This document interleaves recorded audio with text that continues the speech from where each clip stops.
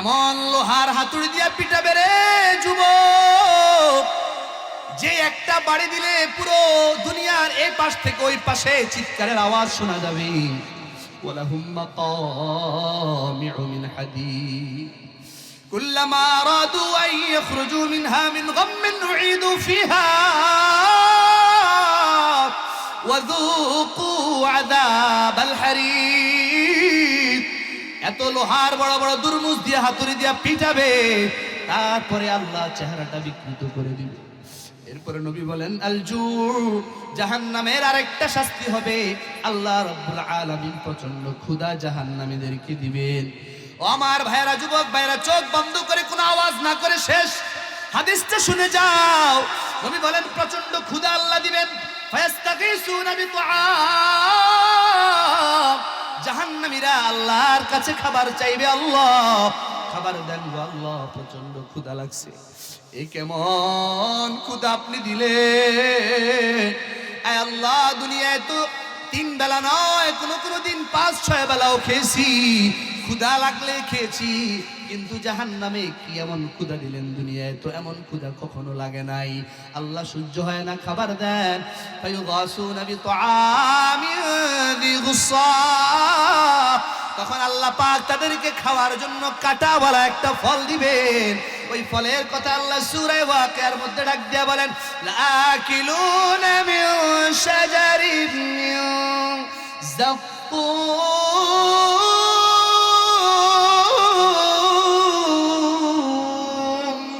আল্লাহ যাক্কুম ফল জাহান্নামীদেরকে খাবারের জন্য দিয়া দিবেন, যাক্কুম ফল। ও আমার যুবক ভাইয়েরা যারা আছো, মোবাইলটা হাতে নিবা আর গুগলের মধ্যে সার্চ করে দেখবা, সার্চ করবা যাক্কুম, যাক্কুম লিখবা, লেখার পর দেখবা টেনিস বলের মতো একটা ফল দেখা যায়। ওই গোল টেনিস বলের মতো ফলের উপরে লম্বা লম্বা ধারালো কাঁটা দেখা যায়। বানায় বলি না রে যুবক, হাদিসের মধ্যে তোমার নবী বলেছেন, নবী বলেন লম্বা লম্বা কাঁটাওয়ালা ফল আল্লাহ খেতে দিবেন, যাক্কুম ফল। খাওয়ার পরে জাহান্নামীদের গলার মধ্যে কাঁটাগুলো আটকে যাবে। নবী বলেন উপরেও তাকাতে পারবে না, ফলটা উপরের দিকেও যাবে না, পেটের দিকেও যাবে না।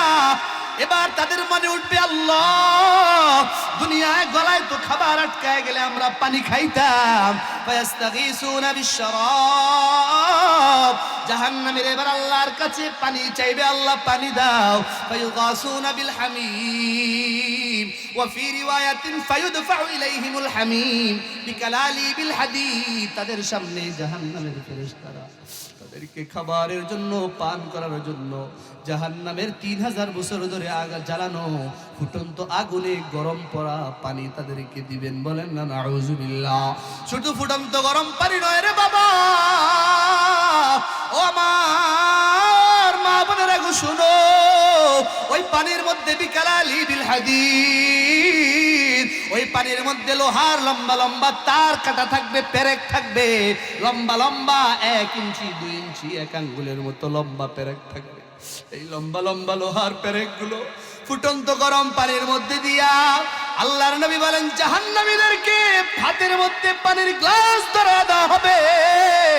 ফাইদা দানাত মিন ওয়াজুহিহিম, নবী বলেন যখন জাহান্নামীরা তাদের একবারে চেহারার সামনে নিয়ে যাবে পানিটা খাওয়ার জন্য, আল্লাহর নবী বলেন শাওয়াত ওয়াজুহাহুম, চেহারার সামনে নিয়ে যাওয়ার পর ওই পানির গরমের কারণে তাদের মুখের চামড়াগুলো, গোশতগুলো ঝলসে যাবে,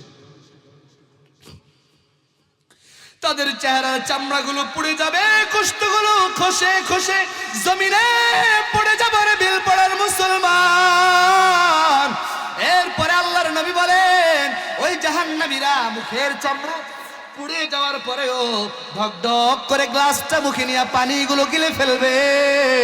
পানিগুলো গিলে ফেলার পর ফাইদা দাখালাত বুতুনাহুম, আল্লাহর নবী বলেন যখন ওই পানিগুলো তাদের পেটের মধ্যে ঢুকে যাবে, কাত্তাআত মা ফি বুতুনিহিম, তাদের পেটের নাড়ি ভুঁড়ি কলিজা গুদ্দা সহ যা কিছু পেটের ভেতরে আছে আল্লাহর নবী বলেন সবগুলো গলে পিছনের রাস্তা দিয়ে বের হয়ে যাবে। নাউযুবিল্লাহ বলেন বাবা, নাউযুবিল্লাহ। সবগুলো পিছনের রাস্তা দিয়ে বের হয়ে যাবে। নবী এই আযাব জাহান্নামীরা সহ্য করতে পারবে না। জাহান্নামীরা জাহান্নামের ফেরেশতাদেরকে ডাক দিয়ে বলবে, ও আল্লাহর ফেরেশতারা শোনো, তোমার আল্লাহরে বলো না একটু আযাবটা কমায় দিতে। ফেরেশতারা ডাক দিয়ে বলবে, ক্বালু আওয়ালাম তাকু তা'তিকুম রুসুলুকুম বিল বাইয়িনাত। ও নাফরমানের দল, ও জাহান্নামের দল, ও সুদখোর ঘুষখোর মদখোরের দল, ও মাদকাসক্ত যুবকের দল, ভালো করে শুনো। ও বেপরদা নারীরা ভালো করে শুনো। স্বামীর অবাধ্য নারীরা ভালো করে শুনো। গজব দেওয়া নারীরা ভালো করে শুনো।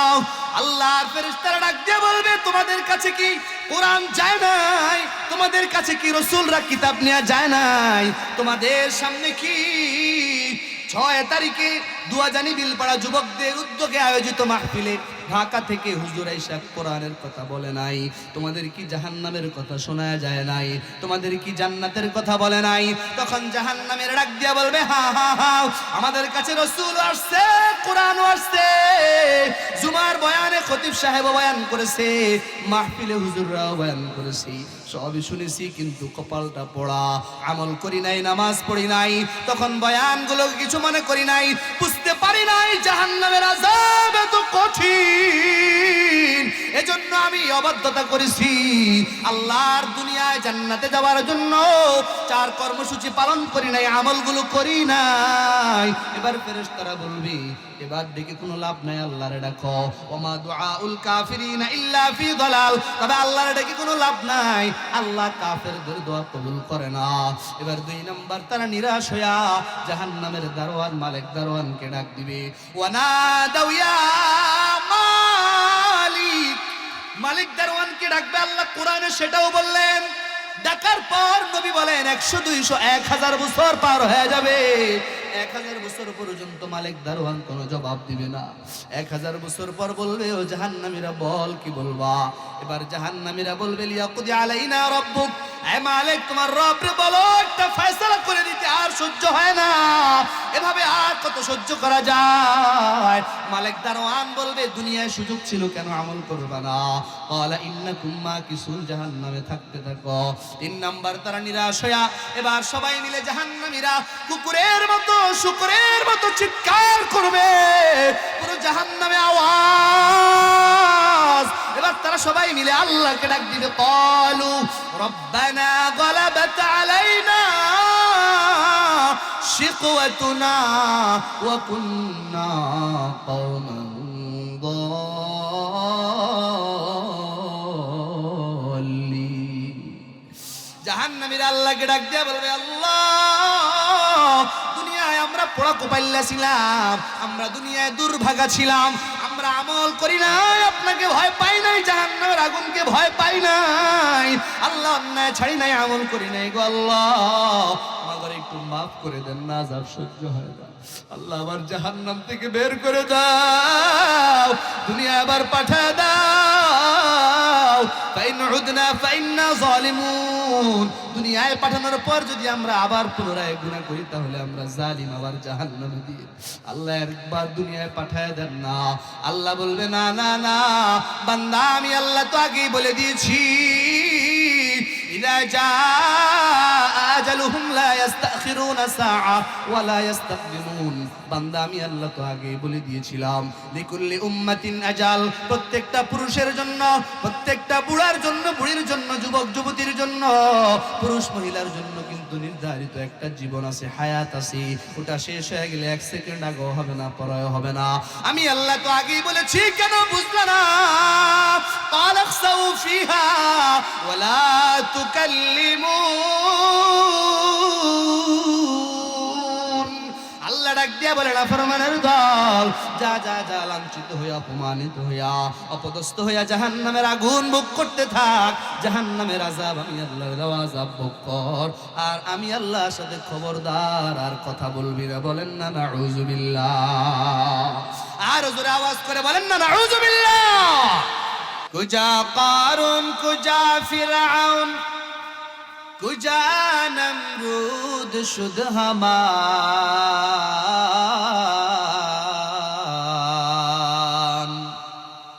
কুজা কারুন, কুজা ফিরআউন, কুজা নমরুদ শুধ হামাদ কুজা শৌকাত আজ শাহে কুজা তখতে সুলেমান। আল্লাহু আকবার বলেন। कैसे कैसे बादशाह ताजेरारा चल बसे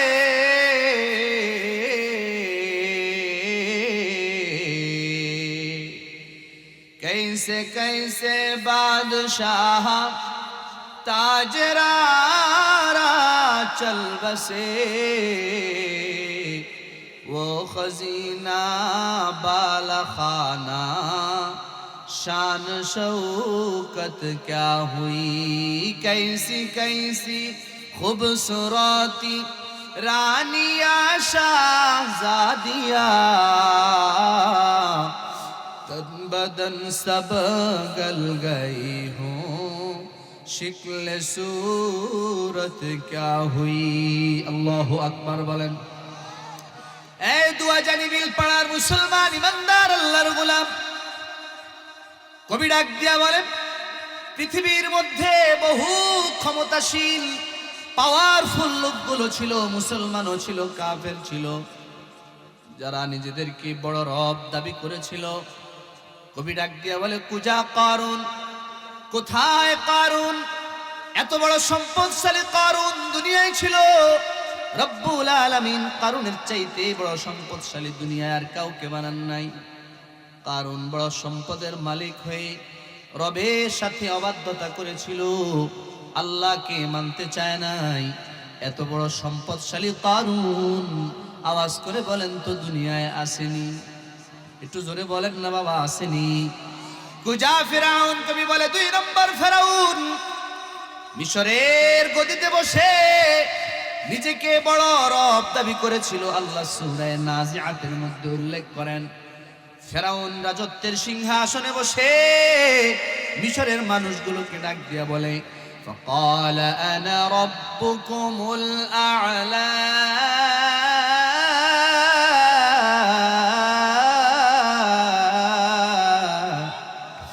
ফেরাউন ডাক দিয়া বলেছিল, আমি হলাম সবচাইতে বড় রব, আমার চাইতে বড় রব পুরো মিশরের মধ্যে আর কেউ নাই। জোরে আওয়াজ করে বলেন না নাউজুবিল্লাহ। আপনাদের কাছে জানতে চাই, ফেরাউন বড় রব নাকি আল্লাহ বড় রব? আরো জোরে বলেন, বড় রবের নাম কি? এবার আপনাদের কাছে জানতে চাই, যেই ফেরাউন নিজেকে বড় রব দাবি করেছিল, আওয়াজ করে বলেন দেখি, ফেরাউন দুনিয়ায় আসেনি? দুনিয়ায় ফেরাউন নাই। 3 নম্বর, কুদা নমরুদ। কোথায় সেই নমরুদ? যেই নমরুদ পুরো পৃথিবীর শাসন ভার পেয়েছিল, পুরো পৃথিবীকে শাসন করেছে, একচ্ছত্র রাজত্ব করেছে। যেই নমরুদ রাজত্ব পায়া আল্লাহকে মারার জন্য আসমানের দিকে টাওয়ারও বানাইছে, আসমানের দিকে টাওয়ার বানায়া আল্লাহর দিকে তীর মারছে। ইব্রাহিমের রবকে মেরে ফেলবো, আল্লাহ তীরের আগার মধ্যে মাছির রক্ত লাগায় দিলেন। নমরুদ খুশিতে লাফায়, ইব্রাহিমের রব মারা গেছে, আমি হলাম বড় রব। নাউজুবিল্লাহ। আপনাদের কাছে জানতে চাই, নমরুদ দুনিয়ায় আসেনি? আর যে নমরুদ আল্লাহকে মারতে চেয়েছিল, খুশিতে লাফিয়েছিল, ওই আল্লাহ আছে না নাই? কোথায় সেই বুখতে নসর? বুখতে নসর সারা পৃথিবীর ক্ষমতা পায় আল্লাহকে ভুলে গিয়েছিল। বুখতে নসর দুনিয়ায় থাকতে পারে নাই। 3 নম্বর, আল্লাহর পয়গম্বর সুলাইমান আলাইহিস সালাম সারা পৃথিবীর শাসনভার পেয়েছিলেন। আল্লাহ শুধু মানুষদের ক্ষমতা দেন নাই, আল্লাহর পয়গম্বর সুলাইমান আলাইহিস সালাম সারা পৃথিবীর জিন, ইনসান, দেহ, দানব, আগুন, পানি, বাতাস সহ যা আছে, আল্লাহ সব কিছুর ক্ষমতা আল্লাহর পয়গম্বর সুলাইমান আলাইহিস সালামকে দান করেছিলেন। আল্লাহু আকবার বলেন। ও আমার মুসলমান ভাইরা, জানতে চাই, যেই পয়গম্বর সুলাইমান আলাইহিস সালাম ফিলিস্তিনের বর্তমান বাইতুল মুকদ্দাস জিনদেরকে দিয়ে বানাইছিলেন, যেই পয়গম্বর সুলাইমানের কথায় আগুনও চলতো, বাতাসও চলতো, ওই পয়গম্বর সুলাইমান আলাইহিস সালাম জিনদেরকে দানবদেরকে দিয়া কাজ করাইতেন। এত ক্ষমতা যেই নবীর ছিল, যে রাজার ছিল, বাদশা পয়গম্বর সুলাইমান দুনিয়ায় আসেনি। ওরে ভাই জোরে আওয়াজ করে বলা যায় না আসেনি? 4 নাম্বার, সারা পৃথিবী শাসন করেছিলেন বাদশা যুলকারনাইন। বাদশা যুলকারনাইন সম্পর্কে আল্লাহ রাব্বুল আলামিন আগেই আল্লাহর নবীকে জানায় দিলেন, নবী যুলকারনাইন সম্পর্কে ইহুদিরা জানতে চাইবে, আপনি তাদেরকে বলবেন, তারা আপনাকে প্রশ্ন করবে, ওয়ায়াসআলুনাকা আন যিল কারনাইন।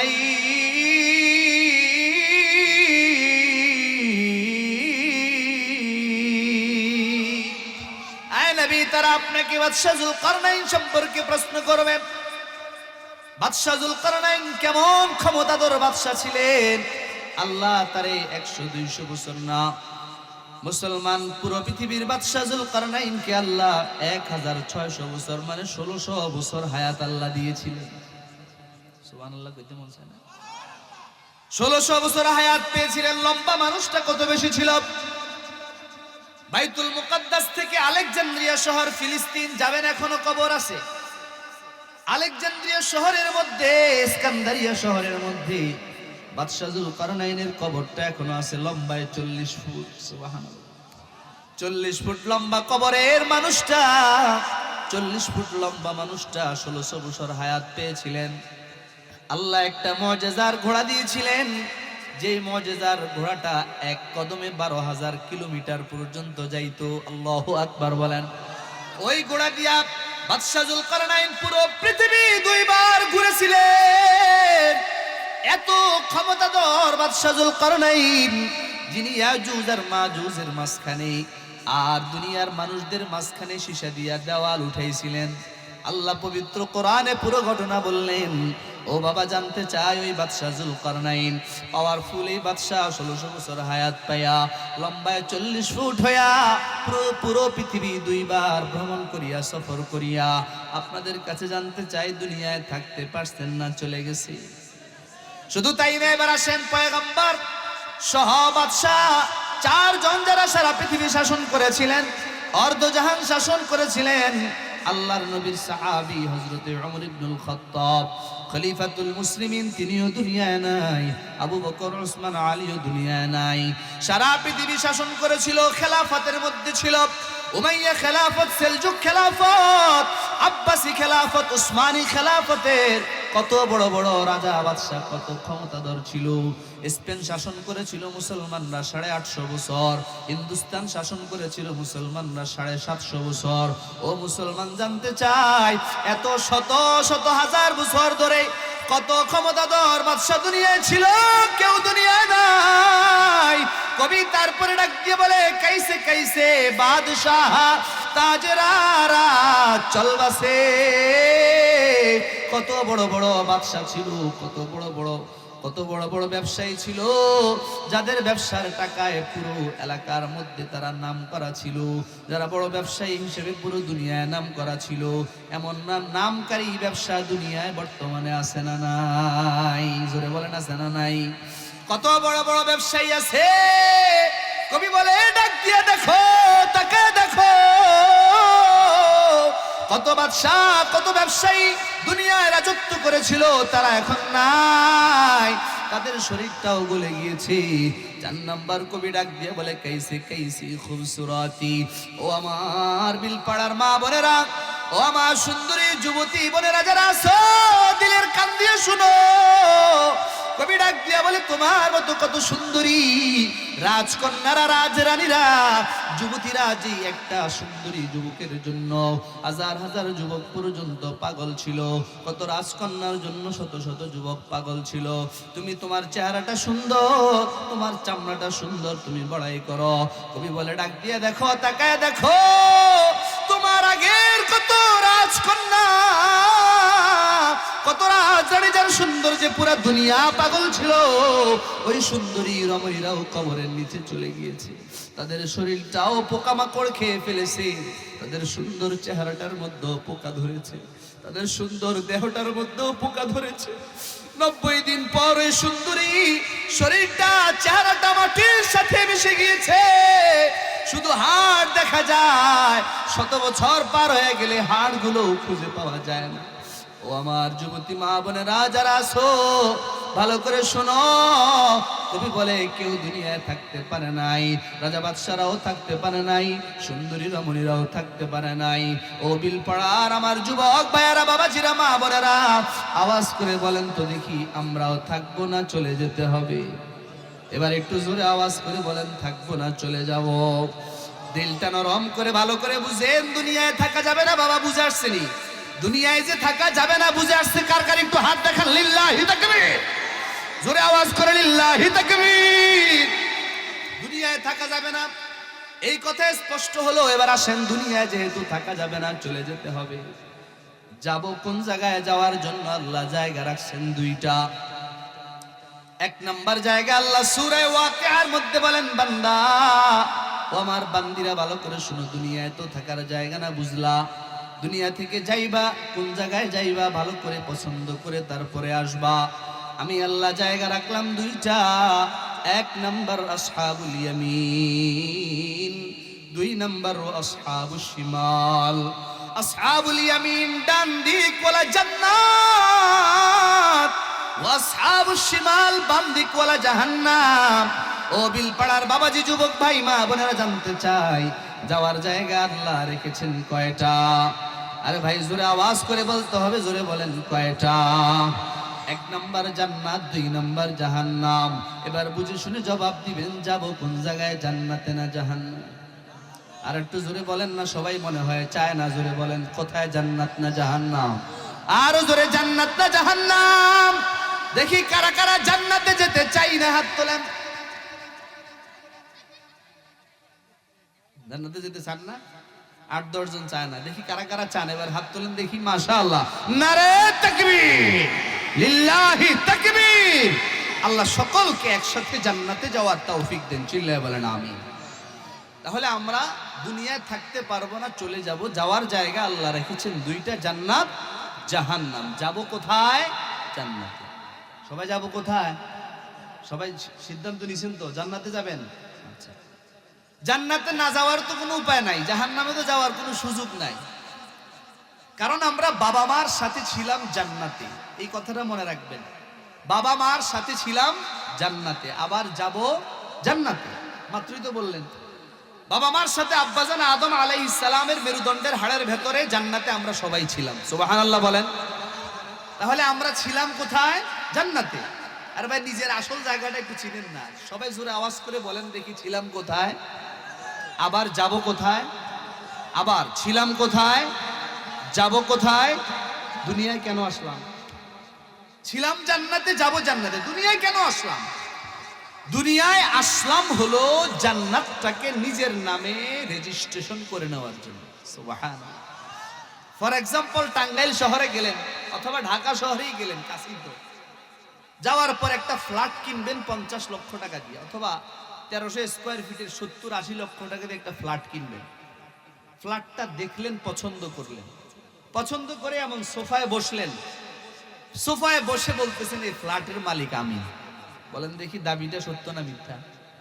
আরো জোরে বলেন না। আমার কথা কি আপনারা বুঝতেছেন? আপনি ফ্ল্যাটটা পছন্দ করলেন, পছন্দ করেই বলতেছেন এটার মালিক আমি। বলেন দেখি, মালিকানার দাবিটা সত্য না মিথ্যা? মিথ্যা। কেন? আপনার নামে এখনো দলিল হয় নাই, সাব কবলা হয় নাই, রেজিস্ট্রেশন হয় নাই, টাকাও দেন নাই, কিছু হয় নাই। সুতরাং আপনি এটা মাত্র পছন্দ করেছেন, এটার মালিকানা এখনো বুঝে পান নাই। ঠিক তদ্রূপ ভাবে আব্বাজান আদম আলাইহিস সালাম, আম্মাজান হাওয়া আলাইহাস সালামের সাথে আমরাও জান্নাত নামক ফ্ল্যাটটা পছন্দ করেছি। অনেক সুন্দর জান্নাত আমরা দেখেছি, পছন্দও করেছি। আল্লাহ বলেন, বান্দা শুধু দেখে পছন্দ করলেই মালিকানা তোমাদের নামে হবে না। আমি আল্লাহ দুনিয়ায় পাঠাইলাম, যাও দুনিয়ায় পিওর ঈমান আর আমলে সালেহ, আমি আল্লাহর গোলামি 4 কর্মসূচি পালন করে তারপরে কবরে আসো। আমি আল্লাহ তোমাদের নামে জান্নাত নামক ফ্ল্যাটটা নিজে হাতে লিখে দলিল করে জান্নাতের টিকিট হাতে ধরায় দিই। আল্লাহু আকবার। আরো জোরে বলেন আল্লাহু আকবার। আরে বাবা, মূল উদ্দেশ্য বুঝে আসছে? আমার আলোচনাটা খুব গুরুত্ব দিয়ে শুনবেন, আমলের নিয়তে শুনবেন। গতানুগতিক ভাইরাল কোনো বক্তা আমি নই। যে এসে আপনাদেরকে সুর দিয়ে কিছু কিচ্ছা কাহিনী শোনায় যাব, বিষয়টা এমন না। আসলাম আমলের নিয়তে, ইসলাহের নিয়তে, আমার নিজের পরিশুদ্ধি, আপনাদের যদি কিছু পরিশুদ্ধ আল্লাহ পাক আমার মাধ্যমে করান, এটা আমার জন্য অনেক বড় খুশনসিব। তাহলে এখানে বসছেন কষ্ট করে, শীতের মধ্যে হাতগুলো জমে যাইতেছে, এত কষ্ট কিসের জন্য? এক কান দিয়ে ঢুকবে আর এক কান দিয়ে বের হবে, এমন না। এখানে বসলাম মূল উদ্দেশ্যটা বুঝবো এবং কিভাবে কোন পথে চললে পরে জান্নাত পর্যন্ত যাওয়া যাবে, এই সবক নিয়ে আমলের নিয়তে মৃত্যু পর্যন্ত জীবনে আজকের আলোচনাগুলো বাস্তবায়ন করে আমরা মৃত্যুর পর্যন্ত জীবনটা পরিচালনা করতে রাজি আছি সবাই, ইনশাআল্লাহ। আরো জোরে ইনশাআল্লাহ। আল্লাহ তৌফিক দেন, আমিন বলেন। তাহলে ছিলাম জান্নাতে, যাব জান্নাতে, দুনিয়া আসলাম জান্নাতটা কিনে নেওয়ার জন্য। এক কথায় জান্নাতটা কিনবেন কিভাবে? আমি যে আয়াতটা তিলাওয়াত করেছি, আল্লাহ সূরা নূরের 52 নম্বর আয়াতের মধ্যে ইরশাদ করেন, ওয়ামান ইউতি'িল্লাহ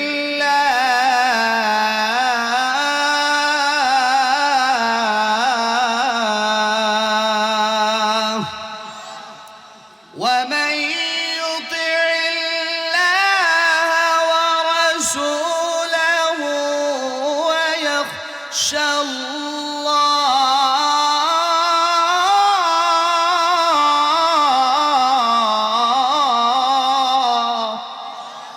ওয়া ইয়াত্তাকিহি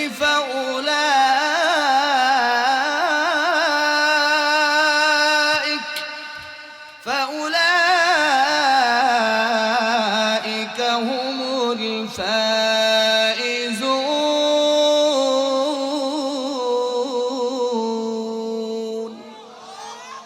আল্লাহ বলছেন, এ বান্দা, যারা জান্নাত নামক ফ্ল্যাটটা নিজের নামে কিনে নিতে চাও, আমি আল্লাহ তোমাদেরকে এই আয়াতে কর্মসূচি দিয়েছি 4টা। জোরে বলেন কয়টা? তাহলে জান্নাত নামক ফ্ল্যাটটা কিনে নেওয়ার জন্য আল্লাহ কর্মসূচি দিলেন কয়টা? এটা ভালো করে বুঝবেন, 4 কর্মসূচি ভালো করে বুঝবেন, এরপরে কিছু আমল নিয়ে বাড়িতে যাবেন। মূল আলোচনা এটাই। 1 নম্বর কর্মসূচি আল্লাহ বলেন, ওয়ামান ইউতি'িল্লাহ,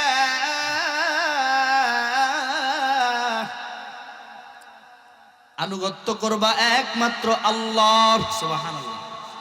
আনুগত্য করব কার? আল্লাহ। একমাত্র আনুগত্য, বাধ্যতা, গোলামি করব আল্লাহ।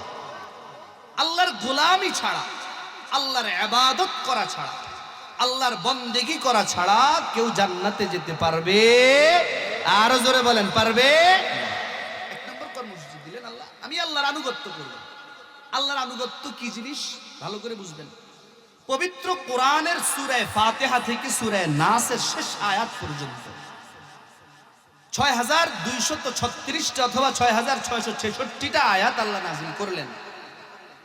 এই আয়াতগুলোর মধ্যে আয়াতে মুহকামাত, বিধিবিধানের আয়াত আছে, আয়াতে মুতাশাবিহাত আছে, ওয়াকিআত, ঘটনাবলী আছে। এই সমস্ত আয়াতগুলোর যত আদেশ নিষেধ আল্লাহ আমাদেরকে করেছেন, সমস্ত আদেশ আর নিষেধ যেই ব্যক্তি নিজের জীবনে বাস্তবায়ন করবে, পালন করবে, আল্লাহ বলেন ওই ব্যক্তির প্রথম কর্মসূচিটা পালন হয়ে যাবে। আল্লাহু আকবার বলেন। যেমন আল্লাহ পবিত্র কোরআনে আদেশ করলেন, ইয়া আইয়ুহাল্লাযীনা আমানু, ডাক দিয়া বললেন ঈমানদার, ভালো করে শোনো, আকিমুস সালাহ। ঈমানদার বলে ডাক দিয়ে আল্লাহ জায়গায় জায়গায় বললেন, এক জায়গায় বললেন আকিমুস সালাহ। আল্লাহু আকবার। এক জায়গায় আল্লাহ বললেন নামাজ পড়ো, নামাজকে প্রতিষ্ঠা করো জায়গায় জায়গায়, যথাসময়ে যথাযথভাবে 5 ওয়াক্ত নামাজ জামাতের সাথে পড়ো। সুবহানাল্লাহ বলেন। আকিমুস সালাহ, এটা কি? অন্য জায়গায় আল্লাহ বলেন ওয়া আতুজ যাকাত, যাকাত ফরজ হলে যাকাত দাও। 2 নম্বর আদেশ, ওয়া আতিমুল হজ্জ ওয়াল উমরাতা লিল্লাহ।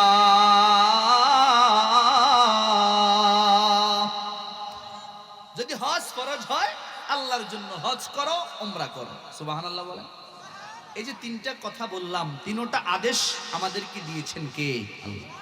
অন্য জায়গায় আল্লাহ বললেন, ইয়া আইয়ুহাল্লাযীনা আমানু ইন্নামাল খামরু ওয়াল মাইসির ওয়াল আজলাম, এর আগে বললেন ওয়াল আনসাব রিজসুম মিন আমালিশ শাইতান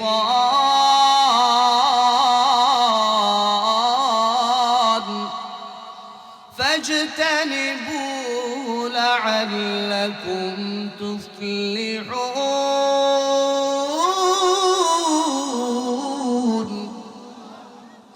হে ইমানদাররা, মদ, জুয়া, লটারি এগুলো হলো শয়তানের কাজ, এগুলো ছেড়ে দাও। ফাজতানিবু, এগুলো ছেড়ে দাও, তোমরা সফল কাম হয়ে যাবে। সুবহানাল্লাহ।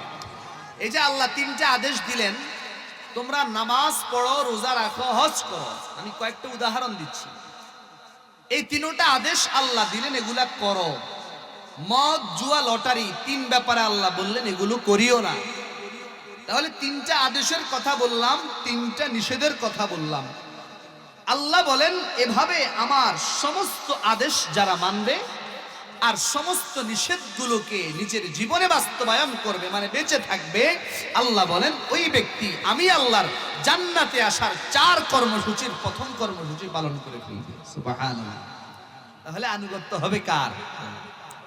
এই আনুগত্যের মধ্যে অন্যতম আনুগত্য হলো ইবাদত করা, বন্দেগী করা। ইবাদত করব কার জন্য? আল্লাহর জন্য। এই ইবাদতটা হতে হবে শিরিক মুক্ত ইবাদত।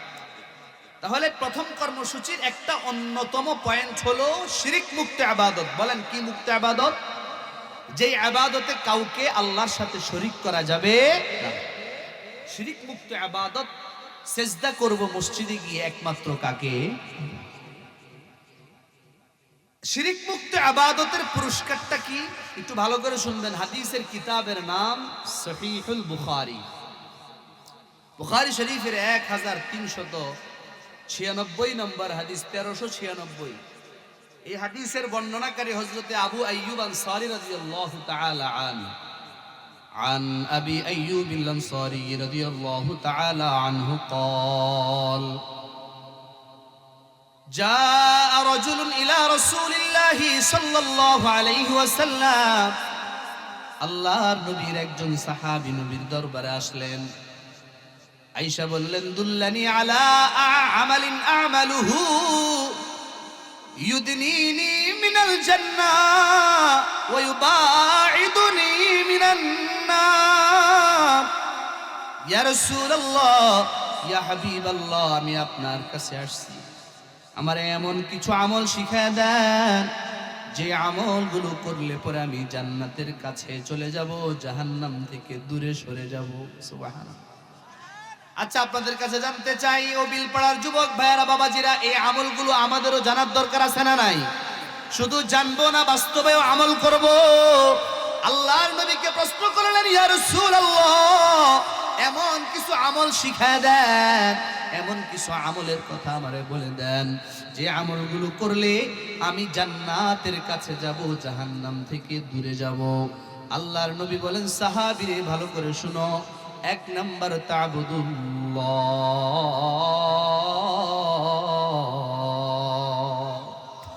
1 নাম্বার সাহাবী, তুমি ইবাদত করবা আল্লাহর, ওয়ালা তুশরিকু বিহি শাইআ, আল্লাহর ইবাদতে কাউকে শরীক করা যাবে, আল্লাহর সাথে কাউকে শরীক করা যাবে না। সিজদাও একমাত্র দিবে আল্লাহকে, বাবার দরবারে যায়া সিজদা করা যাবে। আর কথা কয় না, বাবার দরবারে সিজদা করা যাবে, খাজা বাবার দরবারে সিজদা করা যাবে, ল্যাংটা বাবার দরবারে যায় সিজদা করা যাবে। দরবারে যায় সিজদা করলে শিরিক হবে।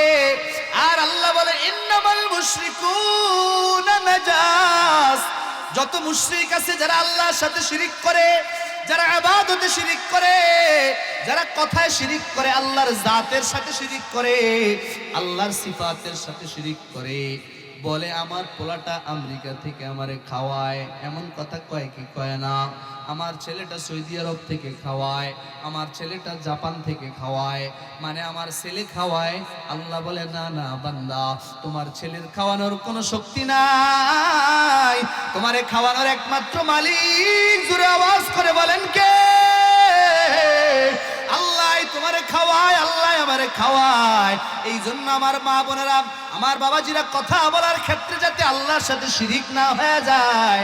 ইবাদতে যেমন আল্লাহ ছাড়া কাউকে শরীক করা যায় না, সিজদা যেমন আল্লাহ ছাড়া বাবারে করা যায় না, সিজদা যেমন নবীরে করা যায় না, সিজদা যেমন পীর বুজুর্গরে করা যায় না, সিজদা যেমন একমাত্র আল্লাহকে করতে হয়, ঠিক তেমনি ভাবে কথা বলার সময় আমার ছেলেটা বিদেশ থেকে আমারে খাওয়াইতে পারে না যদি আল্লাহ তৌফিক না দেয়।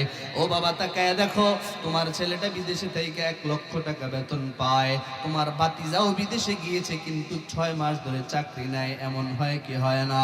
বিদেশের মাটিতেও ভিক্ষা করে আবার দেশে চলে আসে রে গোলাম।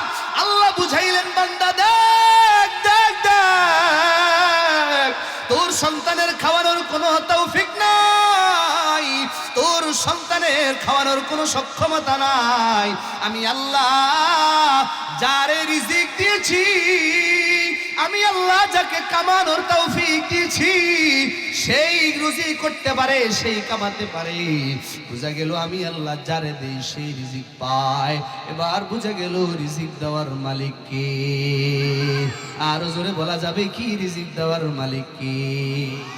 রিজিক দেওয়ার মালিক হলেন আল্লাহ। এজন্য কথা বলার মধ্যে আল্লাহর সাথে শরীক করা যাবে। আরো জোরে বলেন শরীক করা যাবে। আল্লাহর নবী বলে সাহাবীরে, তা'বুদুল্লাহ, 1 নাম্বার ইবাদত করবা আল্লাহর, ওয়ালা তুশরিকু বিহি শাইআ, আল্লাহর সাথে তুই কাউরে শরীক করবি না। তার মানে 1 নাম্বার আমল নবী দিলেন শিরিক মুক্ত ইবাদত। ও আমার যুবক ভাইয়েরা বুঝে থাকলে বলেন 1 নাম্বার আমল নবী দিলেন কি? মুক্ত ইবাদত। সবাই বলেন নাই 1 নাম্বার? আপনারা বুঝেন নাই? সবাই বলেন বলেন 1 নাম্বার আমল শিখতে হবে রে বাবা। এই মজলিসটা, মাহফিলটা যুবকরা কষ্ট করে টাকা উঠাইয়া এত কষ্ট করে শীতের মধ্যে মাহফিল দেওয়ার মানে হলো আমল শিখানো, জীবন তরিকে জান্নাত পর্যন্ত নেওয়া। আমলগুলো শিখে যান। 1 নাম্বার বুখারী শরীফের হাদিস বলতেছে, একবারে সহিহ হাদিস, 1396 নাম্বার হাদিস। বলেন নবী সাহাবীরে আমল শিখাইতেছেন, বললেন সাহাবী এই এই আমলগুলো করবা আর জান্নাতে যাইবা। আল্লাহু আকবার বলেন। তাহলে প্রথম আমলটা নবী শিখাইলেন শিরিক মুক্ত ইবাদত। জোরে বলেন। 2 নাম্বার আল্লাহর নবী বলেন সাহাবী ওয়া তুকিমুস সালাহ। 2 নাম্বার যদি জান্নাতের কাছে যাইতে চাও, জাহান্নাম থেকে দূরে সরতে চাও, 5 ওয়াক্ত নামাজ জামাতের সাথে পড়বা। নামাজের মধ্যে কোনো চোরামি করবা না, নামাজের মধ্যে কোনো গাফলতি করবা না। কারণ যে ব্যক্তি নামাজে চুরি করে দুনিয়ার মধ্যে সবচাইতে বড় চোর হলো সে। কথা বলেন ঠিক না বেঠিক? আল্লাহর নবী বলেন 5 ওয়াক্ত নামাজ পড়বা সাহাবী। এবার জানতে চাই, আপনাদের পাশেই যে মসজিদ আছে, এই মসজিদটার মধ্যে ফজরের নামাজে মুসল্লি কম হয় না বেশি হয়? বেশি হয় ফজরের নামাজে। আল্লাহ বল, নবী শিখাই দিয়েছেন, দেখেন এই নামাজ ছাড়া কিন্তু জান্নাতে যাওয়া যাবে না। আমল শিখাইলেন। 2 নাম্বার আমল 5 ওয়াক্ত নামাজ যথা সময়ে মা বোনেরা টাইম মতো ঘরে, পুরুষেরা মসজিদে জামাতের সাথে পড়বা, আল্লাহর জান্নাতে চলে যাবে। সুবহানাল্লাহ বলেন। এখন ফজরের নামাজে মুসল্লি কেন কম হয় বাবা? আমার যুবক ভাইয়েরা যারা আছেন, বাবাজিরা যারা আছেন, ভালো করে শোনেন। 4 ওয়াক্ত নামাজের চাইতে নবী বলেন ফজরের নামাজের জামাতটা আল্লাহর কাছে বেশি প্রিয়। সুবহানাল্লাহ। দামও বেশি কেন? 2টা হাদিস বলি। 1 নম্বর হাদিস, নবী বলেন ফজরের জামাতে 1 নম্বর শরীক হয় দুয়াজানি বিল পাড়ার মধ্যে সবচাইতে পিওর ইমানদার এবং পাওয়ারফুল ইমানদার, বেশি পাক্কা ইমান যার যত বেশি, সেই ইমানদাররাই ফজরের জামাতে শরীক হয়। আল্লাহু আকবার বলেন। আরো জোরে আল্লাহু আকবার বলা যায় না? সবচাইতে পিওর ইমানদার তারাই ফজরের জামাতে যায়। নবী হাদিসের মধ্যে বলেন মুনাফিক ফজরের জামাতে যায় না। বুখারী শরীফের হাদিস, মুনাফিক ফজরের জামাতে শরীক হয় না। পিওর ইমান যাদের আছে, যদি 10 সেলসিয়াস 10 ডিগ্রিতেও যদি শীত নেমে আসে, তারপরেও সেই রবের জাহান্নামের আগুনকে ভয় করে কম্বলের নিচে শুয়ে থাকে না, পানিটা চুলায় গরম করে আল্লাহর ভয়ে মসজিদে চলে যায়। আল্লাহু আকবার বলেন। 2 নাম্বার, ফজরের জামাতে নবী বলেন সারা রাত ডিউটিকারী ফেরেশতা, যে ফেরেশতা যুবক তোমার 2টা নাকের ছিদ্র আছে, 2টো কানের ছিদ্র আছে, তুমি হা করে নাক ডেকে ঘুমিয়েছ, মুখের ভেতর দিয়ে সাপ পর্যন্ত ঢুকে যেতে পারত, কিন্তু রব্বে কারীমের একদল ফেরেশতা সারা রাত তোমাকে ডিউটি করেছে, নাকের ছিদ্র দিয়া কোনো মশামাছি ঢুকতে দেয় নাই, কোনো চেলা ঢুকতে দেয় নাই, বিষাক্ত পোকামাকড় ঢুকতে দেয় নাই, তোমাকে নিরাপত্তা দিয়েছে যাতে করে সুন্দরভাবে আরামে ঘুমাইতে পারো। ওই সারা রাত ডিউটিকারী ফেরেশতারাও নবী বলেন ফজরের জামাতে শরীক হয়। 3 নাম্বার, রাতের ডিউটিকারী ফেরেশতাদের পালা শেষ, দিনের ডিউটিকারী ফেরেশতা তোমাকে ডিউটি করার জন্য আসমান থেকে নেমে এসে সর্বপ্রথম তারাও ফজরের জামাতে শরীক হয়।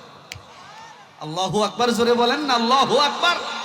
তাহলে 1 নাম্বার পিওর ইমানদার, পুরো বিলপাড়ার পিওর ইমানদাররা ফজরের জামাতে থাকে। 2 নাম্বার রাতের ডিউটিকারী ফেরেশতা, 3 নাম্বার দিনের ডিউটিকারী ফেরেশতা। এই 3 শ্রেণীর মানুষ আর ফেরেশতা নবী বলেন ফজরের জামাতে শরীক হয়। আল্লাহু আকবার। এবার শুনেন নবী বলেন, যে যুবক নামাজ না পড়ে ঘুমিয়ে আছো, যে বুড়া নামাজ না পড়ে ঘুমিয়ে আছো, যে মা বোন নামাজ না পড়ে ঘুমিয়ে আছো, রাতের ডিউটিকারী যে ফেরেশতারা তোমাকে ডিউটি করেছে, তারা মসজিদে ফজরের জামাত শেষ করে তোমার কাছে আবার যায়, যায়া বলে কিরে না ফরমান, তোর নাকের 2টা ছিদ্রকে আমি নিরাপত্তা দিয়েছি, 2টো কানের ছিদ্রকে নিরাপত্তা দিয়েছি, আল্লাহ তোরে সারা রাত এত সুন্দর করে ঘুমানোর সুযোগ করে দিয়েছেন, যে আল্লাহ তোর উপরে এত রহমত করেছেন, যে আল্লাহ তোর উপরে এত দয়া করেছেন, যে আল্লাহ তোকে এত মায়া করে, যে আল্লাহ তোকে এত মোহাব্বত করেন, সেই রবের নাফরমানি তুই করলি, তুই সারা রাত আরামে ঘুমাইতে পারার পরেও নাফরমানের মতো কম্বলের নিচে আর ল্যাপের নিচে শুয়ে আছো। তোর চাইতে বড় নাফরমান পুরো বিলপাড়ায় আর কেউ হতে পারে না। তোর উপরে আল্লাহর গজব নাজিল হোক, তোর উপরে আল্লাহর অভিশাপ পড়ুক। জোরে জোরে বলেন নাউজুবিল্লাহ। আরো জোরে বলেন না নাউজুবিল্লাহ। ফেরেশতারা যদি অভিশাপ দেয় কবুল হবে কি হবে না? বানায় বলতেছি না বাবা, আল্লাহ রাসূলের কথা। ফেরেশতারা অভিশাপ দেয় ফজরের জামাতে না গেলে। দিনের ডিউটিকারী ফেরেশতারা মসজিদে আসে, আইসা আপনার কাছে যায়, যাওয়ার পরে বলে কিরে তোর মতো নাফরমানেরই ডিউটি করার জন্য নিরাপত্তার দায়িত্ব আল্লাহ আমাকে দিয়েছেন, তুই তো একটা নাফরমান, তুই তো রবের আদেশ ফজরের জামাতে তুই পালন করস না, তোরে কি ডিউটি করব? তারপরেও আল্লাহ তো রহমান, তিনি তো রহিম, তার তো অসীম দয়া, তিনি আমাকে পাঠিয়েছেন, আমি তোর ডিউটি করব, তবে তোর উপরে আল্লাহ লানত পড়ুক। জোরে বলেন নাউজুবিল্লাহ। 2 শ্রেণীর ফেরেশতারা যুবক বাবাজি তোমাকে অভিশাপ দেয় তুমি ফজরের জামাতে না যাওয়ার কারণে। কেন? আল্লাহর নবী হাদিসের মধ্যে বলেন রাকআতা মিনাল ফজরি খায়রুম মিনাদ দুনিয়া জামিআ। ফজরের নামাজের 2 রাকাত সুন্নাত, ফজরের নামাজের ফরজের আগের 2 রাকাত সুন্নাত যেটা নবীর জন্য পড়া হয়, আল্লাহর নবী বলেন ও সাহাবীরা জানো ওই ফজরের 2 রাকাত সুন্নতের দাম কত বেশি? খায়রুম মিনাদ দুনিয়া জামিআ। সারা পৃথিবীর সমস্ত রূপা, স্বর্ণ, হীরা, জৌহর, মণিমুক্তা, হাজার হাজার মিলিয়ন বিলিয়ন ট্রিলিয়ন ডলার সম্পত্তি, 1000 হেক্টর জমি, এই সবগুলোকে যদি এক পাল্লায় রাখা হয়, নবী বলেন আরেক পাল্লায় যদি ফজরের নামাজের 2 রাকাত সুন্নতকে রাখা হয়, খায়রুম মিনাদ দুনিয়া জামিআ। নবী বলেন দুনিয়ার সব সম্পত্তির চাইতে ফজরের 2 রাকাত সুন্নতের দাম আল্লাহর কাছে বেশি। জোরে বলেন আল্লাহু আকবার। এত দামি নামাজ আমরা পড়ছি না।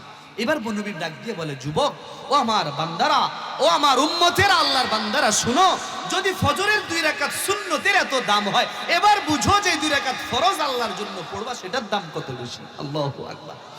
এজন্য বিলপাড়ার যুবক জানতে চাই ফজরের জামাতে শরীক হব তো ইনশাআল্লাহ? বাবাজিরা সবই শরীক হব, কারা কারা হাত তুলে দেখান দেখি। মাশাআল্লাহ, নারায়ে তাকবীর, লিল্লাহি তাকবীর। আল্লাহ সকলকে ফজরের জামাতে শরীক হওয়ার তৌফিক দেন, মা বোনদেরকে ফজরের নামাজ পড়ার তৌফিক দেন। প্রয়োজনে ফ্লাক্স কিনবেন, বড় ফ্লাক্স কিনে পানি গরম করে রাখবেন, সকালের ওযুর পানি রেডি রাখবেন, তারপরেও ফেরেশতাদের অভিশাপ যাতে নিজের উপরে না পড়ে। সকলে রাজি আছেন তো ইনশাআল্লাহ? তাহলে নবী 2 নম্বর আমল দিলেন 5 ওয়াক্ত নামাজ জামাতের সাথে পড়া। 3 নম্বর ওয়া তুতিজ যাকাত। ও সাহাবী, যদি জান্নাতের কাছে যাইতে চাও, জাহান্নাম থেকে দূরে সরে যেতে চাও, তোমার উপরে যাকাত ফরজ হয়ে গেলে বছর ঘুরে আসলে যাকাত দিয়ে দিবা।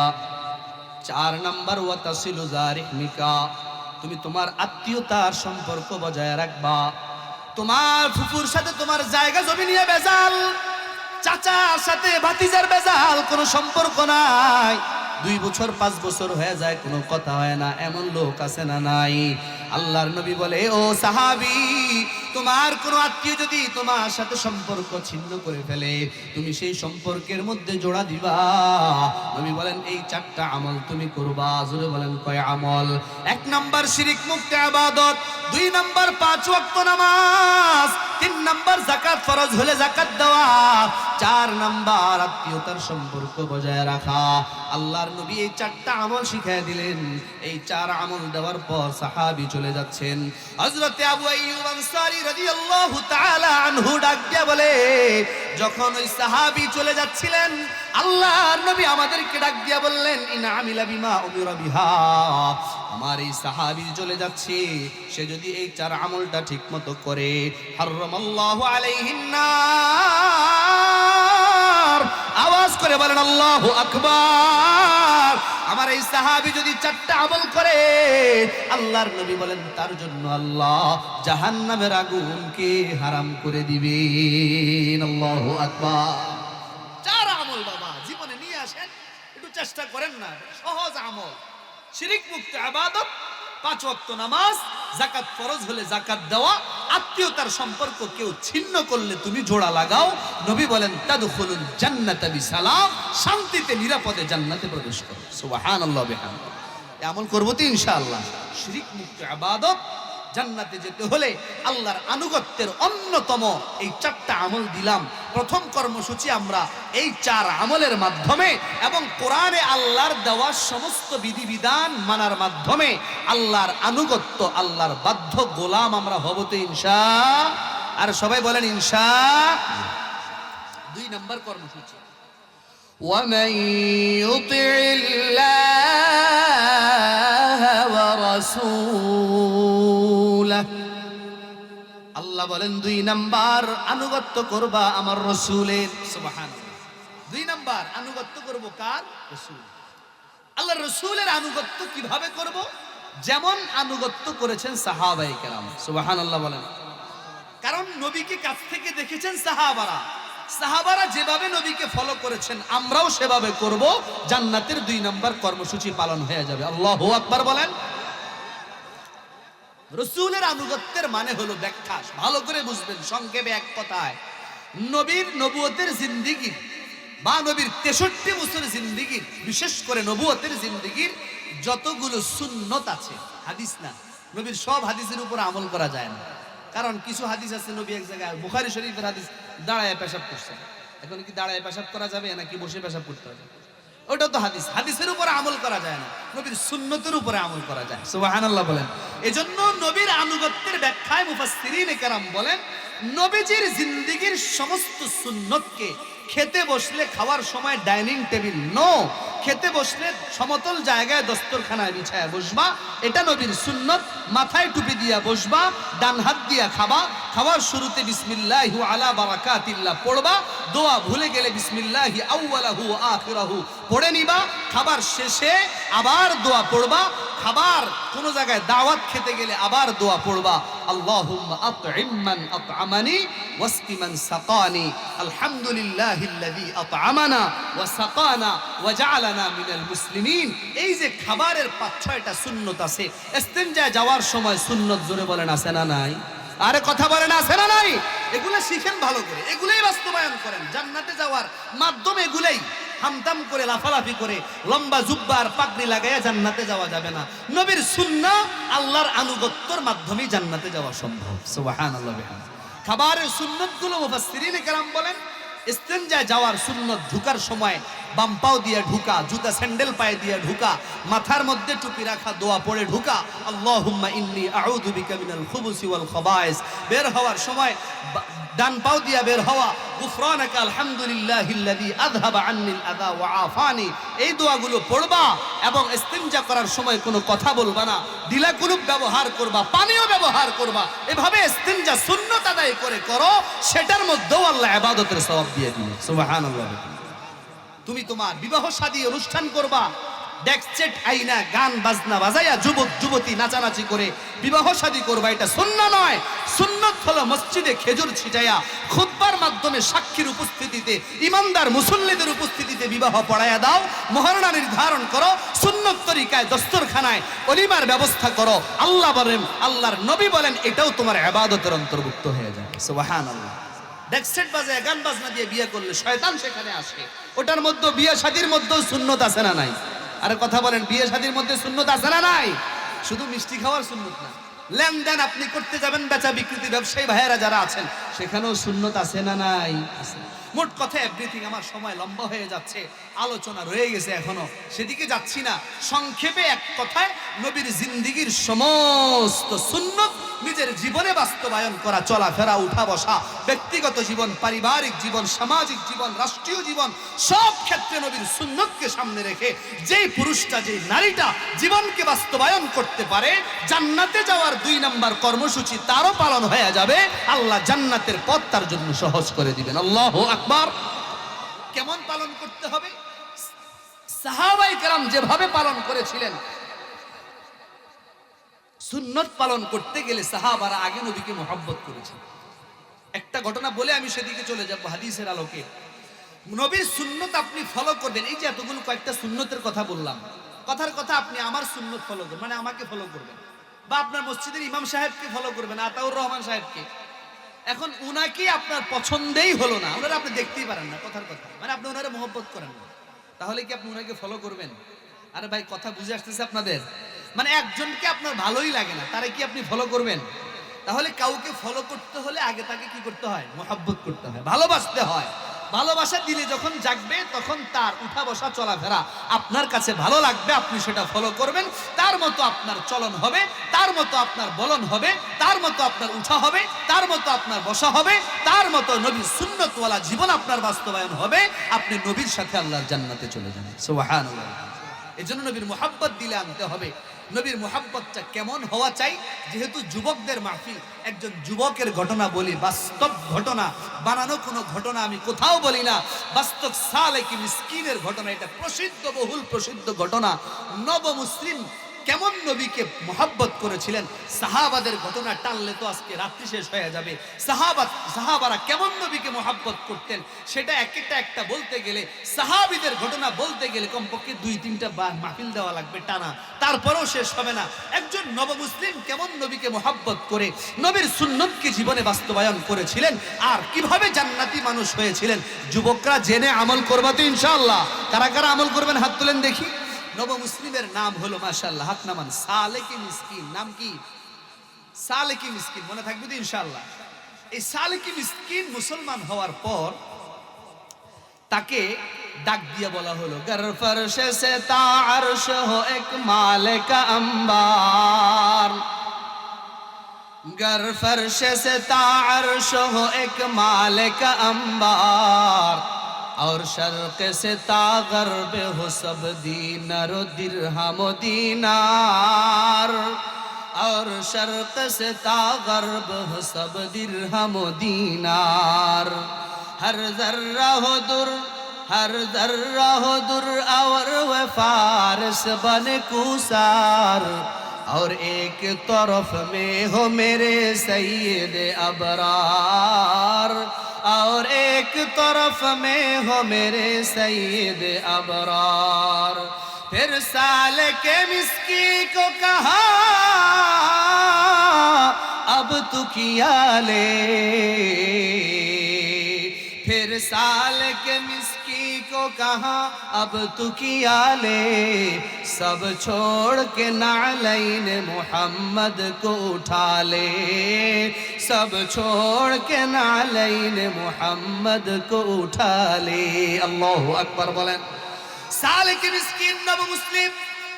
ও আমার দুয়া জানিবিল পাড়ার যুবক ভাইরা, ও মুসলমান ইমানদার আল্লাহর গোলাম, নবীরে কেন মোহাব্বত করবা, কেমন মোহাব্বত করবা, নবীর সুন্নত কেমন করে মানবা।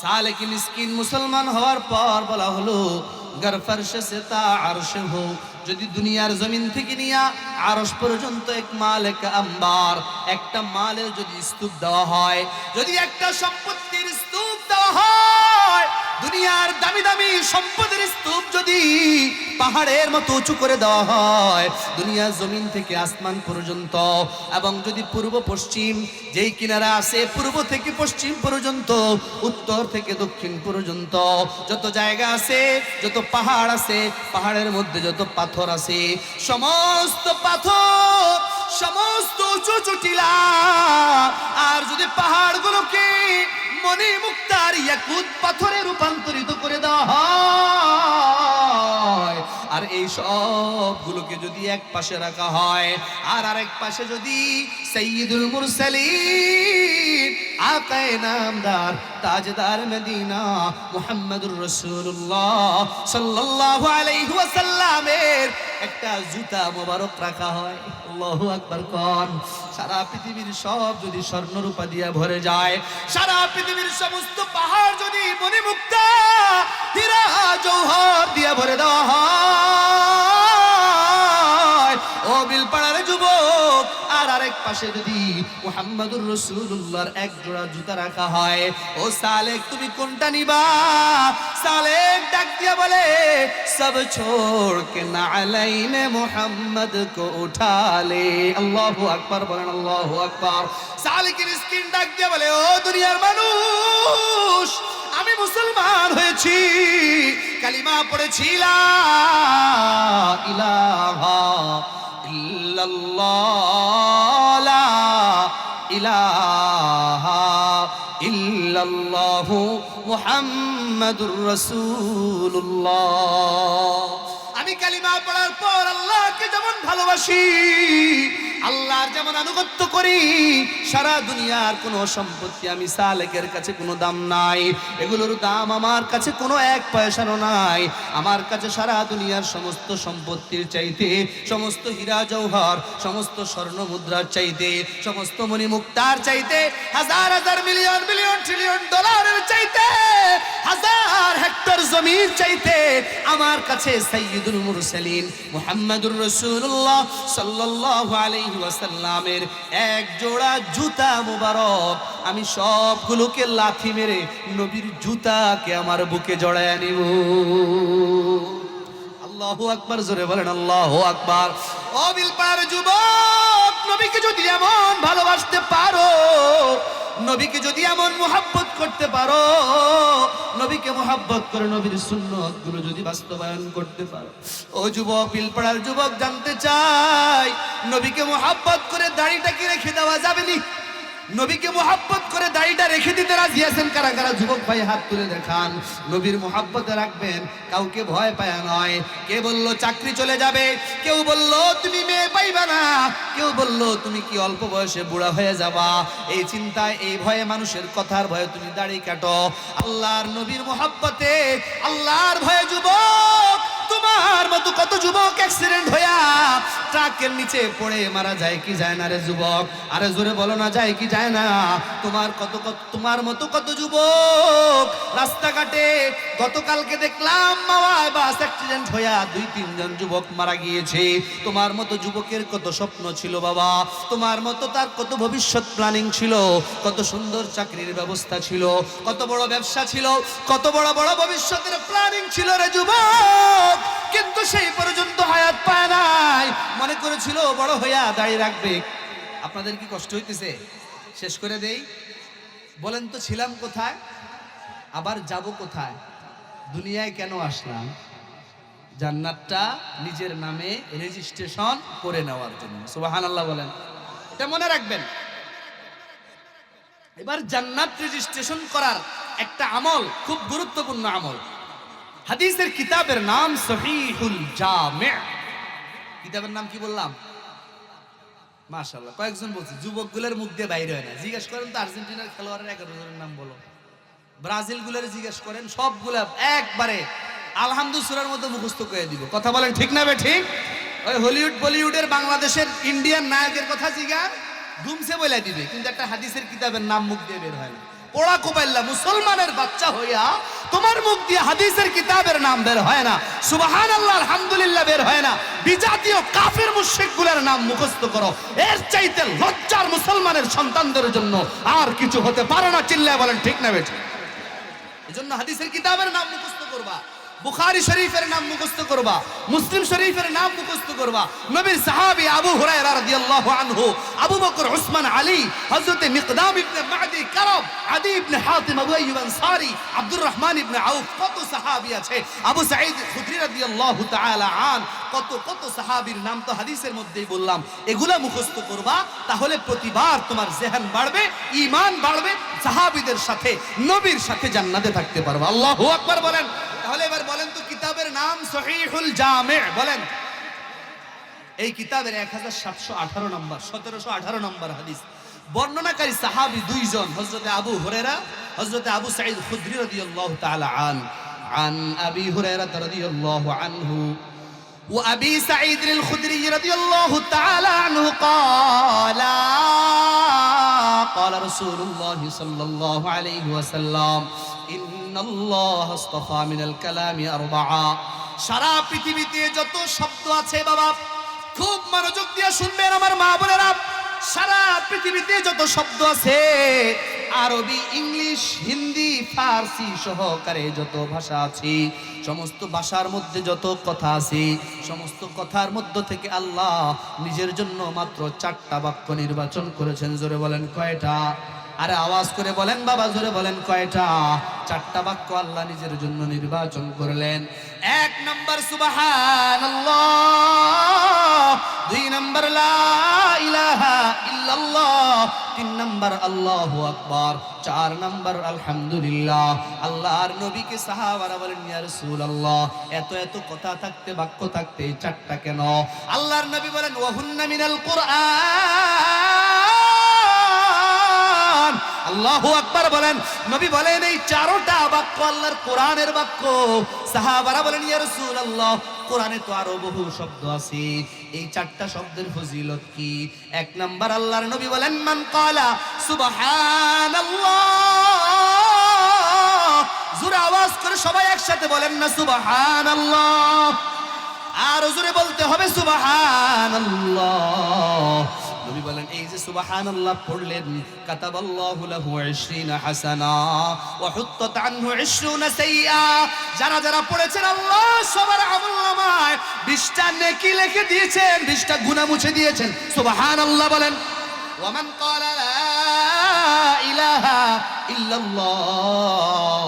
নবী বলেন আর যে ব্যক্তি বলবে লা ইলাহা ইল্লাল্লাহ, জোরে বলেন না লা ইলাহা, আর জোরে বলেন লা ইলাহা।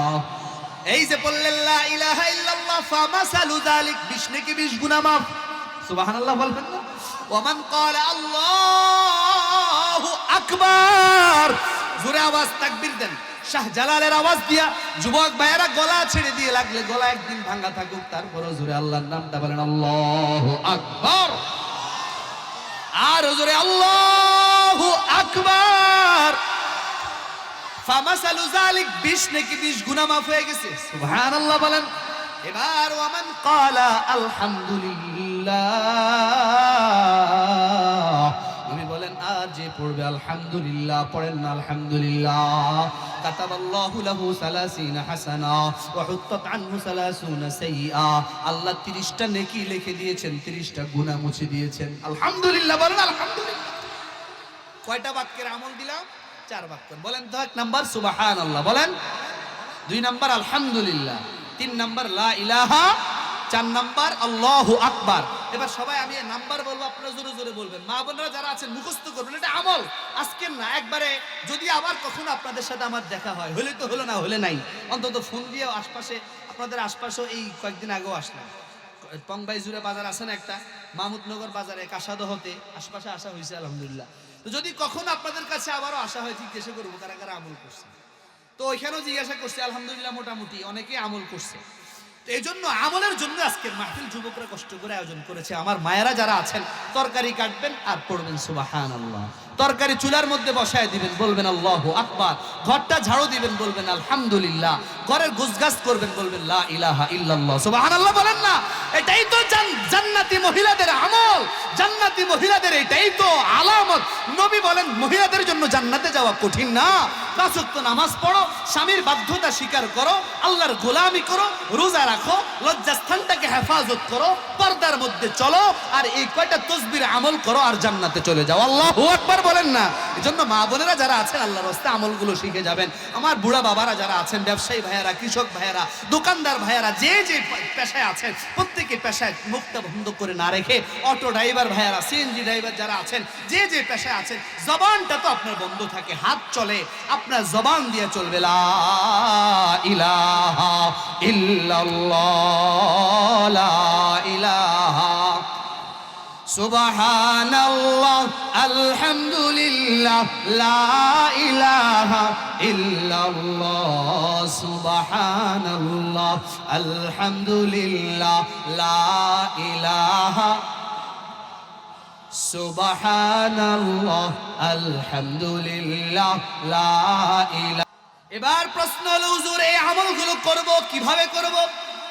হাদিসটা বলবো, একটু সময় দিবেন নি আমারে? 11:30 বেজে গেছে, আমার সময় শেষ, 1.5-2 ঘন্টা হয়েছে মাত্র। এখন কি একটু সময় নিব? শেষ, কুয়াশা পড়তেছে তো, বেশিক্ষণ নেওয়া যাবে না, আপনাদের কষ্ট হচ্ছে। এই জন্য আমলটা কিভাবে করবেন শিখাই দিয়ে শেষ করে দিচ্ছি। হ্যাঁ, রাগ করেন না। 1 নম্বর হলো, নবী বলেন হাদিসের মধ্যে, যে ব্যক্তি 5 ওয়াক্ত নামাজের পর 33 বার করে এই 4 তাসবিহ পড়বে, গুফিরাত খাতায়াহু ওয়া ইন কানাত মিসলা জাবাদিল বাহর। আল্লাহু আকবার বলেন। যেই পুরুষ যেই নারী এই 4 তাসবিহ 5 ওয়াক্ত নামাজের পর পড়বে, 33 বার করে পড়বে, অথবা দৈনিক এক একটা 100 বার করে মোট 400 বার পড়বে, তার গুনাহ যদি সমুদ্রের ফেনা পরিমাণও হয়, নবী বলেন আল্লাহ গুনাহগুলো ক্ষমা করে দিবেন। আল্লাহু আকবার। আমলগুলো করবো তো ইনশাআল্লাহ, আল্লাহ তৌফিক দেন, জোরে বলেন আমিন। ও বাবা, যদি না করতে পারি তাহলে কি হবে? যদি জান্নাতটা নিজের নামে রেজিস্ট্রেশন করতে না পারি, অটোমেটিকলি আমার আপনার ঠিকানাটা, আমার আপনার জীবন তরিটা, জীবন নৌকাটা জাহান্নামে চলে যাবে। কারণ অপশন যেহেতু জান্নাত আর জাহান্নাম ছাড়া কিছু নাই। যদি 4 কর্মসূচি আর এই 4 বাক্যের আমল এবং আগের 4টা শিখানো ইবাদত, ওগুলো যদি করে জান্নাত নিজের নামে রেজিস্ট্রেশন করতে না পারি, তাহলে ঠিকানা কোন জায়গায়? আরে জোরে বলেন না, কোন জায়গায়? জান্নাত যদি না হয় তাহলে কোন জায়গায়? অটোমেটিক জাহান্নাম। খুযুহু ফাগুল্লু সুম্মাল জাহিমা সাল্লু সুম্মা ফি সিলসিলাতিন দারউহা 70 দিরাআন ফাসলুকু। এভাবে বলে বলে শিকল পরায়া জাহান্নামের দিকে নিয়ে যাওয়া হবে। ওয়াসিকাল লাযিনা কাফারু ইলা জাহান্নামা যুমারা। জাহান্নামে যদি চলে যান, ও আমার মা বোনেরা, যুবক ভাইয়েরা, দাড়ি পাকা বাবারা, জীবন তো শেষ হয়ে গেছে, জাহান্নামের আযাব কি সহ্য করতে পারবেন কিনা জীবনেও কি একবার ভেবে দেখেছেন? হাদিসের কিতাবের নাম সুনানুত তিরমিজি। এই হাদিস বলেই আপনাদের বিবেকটাকে নাড়া দিয়ে আমি চলে যাব ইনশাআল্লাহ। আল্লাহর আপনাদের কাছে দোয়া, আল্লাহ যাতে সহিহ সালামতে পৌঁছায় দেন। আগামী কালকে আবার আপনাদের নাগরপুর থেকে পাশেই বাড়ি গ্রামে মাহফিল আছে, এখানে আসবেন ইনশাআল্লাহ আগামীকাল। তো যেটা বলতেছিলাম, এই হাদিসটা বলেই আমি চলে যাচ্ছি, বিবেকটাকে নাড়া দিচ্ছি। যুবক ভাইয়েরা, বাবাজিরা, মা বোনেরা, বালিশের সাথে মাথাটা লাগায়া একটু চিন্তা করবেন, এই নবী হাদিসে কি বললেন। হাদিসের কিতাবের নাম সুনানুত তিরমিজি। কি? তিরমিজি শরীফ। তিরমিজি শরীফের 2586 নম্বর হাদিস, 2586 নম্বর হাদিস। এই হাদিসের বর্ণনাকারী হযরতে আবু দারদা রাদিয়াল্লাহু তাআলা আন আবি দারদা রাদিয়াল্লাহু তাআলা আনহু قال قال رسول الله صلى الله عليه وسلم يلقى على أهل النار الجوع। জাহান্নামীদেরকে আল্লাহ রাব্বুল আলামিন ভ্যারাইটিজ আইটেমের শাস্তি দিবেন। জাহান্নামের একটা শাস্তি থাকবে, লোহার হাতুড়ি দিয়ে আল্লাহর ফেরেশতারা পিটাবে। ও যুবক ভাই, এই যে হাদিসটা শুনলেন, তিরমিজির 2586 নম্বর হাদিস, এই আযাব সহ্য করা যাবে? আওয়াজে বুঝে যায় অনেকে পারবে মনে হয়। যারা দাঁড়ায় রয়েছেন, আপনারা কি আযাব সহ্য করতে পারবেন? সবাই জোরে বলেন পারবেন? কারো 1 সেকেন্ড কোনো ক্ষমতা আছে আযাব সহ্য করার? নাই। এজন্য যেহেতু নাই, অন্য জায়গায় আল্লাহ বলেন আতুজ যাকাত। যাকাত ফরজ হলে যাকাত দাও, 2 নম্বর আদেশ। وأتموا الحج والعمرة لله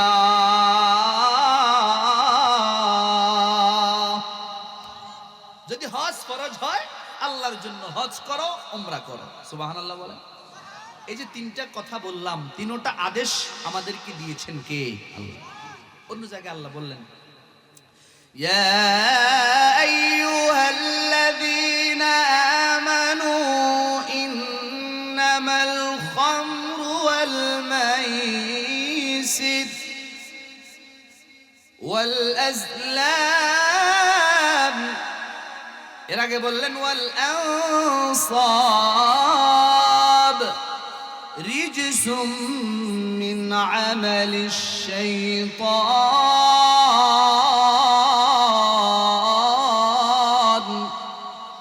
ফাজতানিবু লাআল্লাকুম তুফলিহুন। হে ইমানদাররা, মদ, জুয়া, লটারি এগুলো হলো শয়তানের কাজ, এগুলা ছেড়ে দাও। ফাজতানিবু, এগুলা ছেড়ে দাও, তোমরা সফল কাম হয়ে যাবে। সুবহানাল্লাহ। এই যে আল্লাহ তিনটা আদেশ দিলেন, তোমরা নামাজ পড়ো, রোজা রাখো, হজ করো। আমি কয়েকটা উদাহরণ দিচ্ছি। এই তিনটা আদেশ আল্লাহ দিলেন, এগুলা করো। মদ, জুয়া, লটারি তিন ব্যাপারে আল্লাহ বললেন এগুলো করিও না। তাহলে তিনটা আদেশের কথা বললাম, তিনটা নিষেধের কথা বললাম। আল্লাহ বলেন এভাবে আমার সমস্ত আদেশ যারা মানবে আর সমস্ত নিষেধগুলোকে নিজের জীবনে বাস্তবায়ন করবে, মানে বেঁচে থাকবে, আল্লাহ বলেন ওই ব্যক্তি আমি আল্লাহর জান্নাতে আসার 4 কর্মসূচির প্রথম কর্মসূচি পালন করে ফেলবে। সুবহানাল্লাহ। তাহলে আনুগত্য হবে কার? এই আনুগত্যের মধ্যে অন্যতম আনুগত্য হলো ইবাদত করা, বন্দেগী করা। ইবাদত করব কার জন্য? আল্লাহর জন্য। এই ইবাদতটা হতে হবে শিরক মুক্ত ইবাদত। তাহলে প্রথম কর্মসূচির একটা অন্যতম পয়েন্ট হলো শিরক মুক্ত ইবাদত। বলেন কি মুক্ত ইবাদত? যে ইবাদতে কাউকে আল্লাহর সাথে শরীক করা যাবে না। শিরক মুক্ত ইবাদত। সিজদা করব মসজিদে গিয়ে একমাত্র কাকে? শিরক মুক্ত ইবাদতের পুরস্কারটা কি? একটু ভালো করে শুনবেন। হাদিসের কিতাবের নাম সহিহুল বুখারী। বুখারী শরীফের 1396 নম্বর হাদিস, 1396। এই হাদিসের বর্ণনাকারী হযরতে আবু আইয়ুব আনসারী রাদিয়াল্লাহু তাআলা আনহু। عن أبي أيوب الأنصاري رضي الله تعالى عنه قال جاء رجل إلى رسول الله صلى الله عليه وسلم আল্লাহর নবীর একজন সাহাবী নবীর দরবারে আসলেন। আয়েশা বললেন দুল্লানি আলা আমালিন আমালুহু ইউদনিনি মিনাল জান্নাহ ওয়া ইউবাইদুনি মিনান নার। ইয়া রাসূলুল্লাহ, ইয়া হাবিবাল্লাহ, আমি আপনার কাছে আসছি, আমার এমন কিছু আমল শিখিয়ে দেন যে আমলগুলো করলে পরে আমি জান্নাতের কাছে চলে যাব, জাহান্নাম থেকে দূরে সরে যাব। সুবহানাল্লাহ।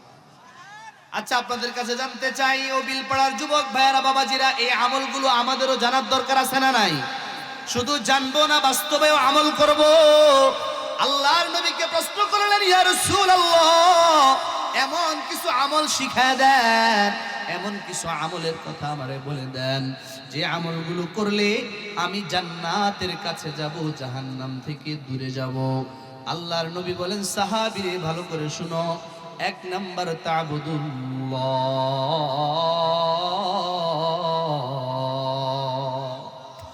1 নাম্বার সাহাবী, তুমি ইবাদত করবা আল্লাহর, ওয়ালা তুশরিকু বিহি শাইআ, আল্লাহর ইবাদতে কাউকে শরীক করা যাবে, আল্লাহর সাথে কাউকে শরীক করা যাবে না।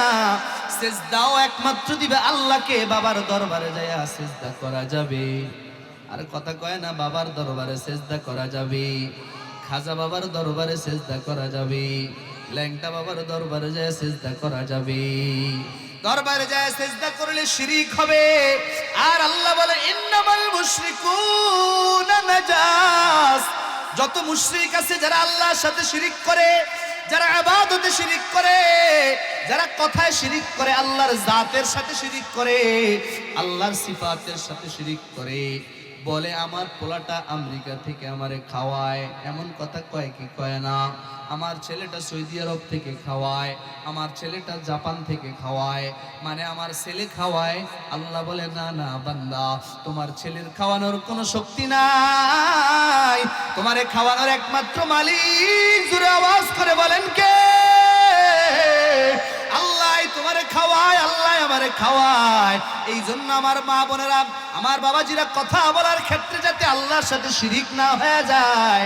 ইবাদতে যেমন আল্লাহ ছাড়া কাউকে শরীক করা যায় না, সিজদা যেমন আল্লাহ ছাড়া বাবারে করা যায় না, সিজদা যেমন নবীরে করা যায় না, সিজদা যেমন পীর বুজুর্গরে করা যায় না, সিজদা যেমন একমাত্র আল্লাহকে করতে হয়, ঠিক তেমনি ভাবে কথা বলার সময় আমার ছেলেটা বিদেশ থেকে আমারে খাওয়াইতে পারে না যদি আল্লাহ তৌফিক না দেয়।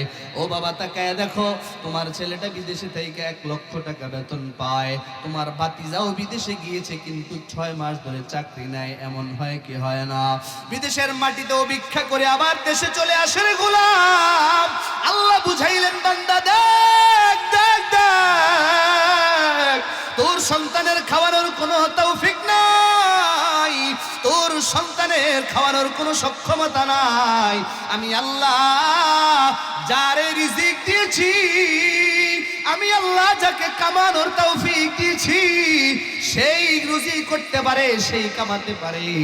বুঝা গেল আমি আল্লাহ যারে দেই সেই রিজিক পায়। এবার বুঝা গেল রিজিক দেওয়ার মালিক কে? আরো জোরে বলা যাবে কি রিজিক দেওয়ার মালিক কে? রিজিক দেওয়ার মালিক হলেন আল্লাহ। এজন্য কথা বলার মধ্যে আল্লাহর সাথে শরীক করা যাবে।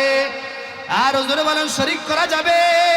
আল্লাহর নবী বলেন সাহাবীরে, তা'বুদুল্লাহ, 1 নাম্বার ইবাদত করবা আল্লাহ, ওয়ালা তুশরিকু বিহি শাইআ, আল্লাহর সাথে তুই কাউরে শরীক করবি না। তার মানে 1 নাম্বার আমল নবী দিলেন শিরিক মুক্ত ইবাদত। ও আমার যুবক ভাইয়েরা বুঝে থাকলে বলেন 1 নাম্বার আমল নবী দিলেন কি? মুক্ত ইবাদত। সবাই বলেন নাই 1 নাম্বার? আপনারা বুঝেন নাই? সবাই বলেন বলেন 1 নাম্বার আমল শিখতে হবে রে বাবা।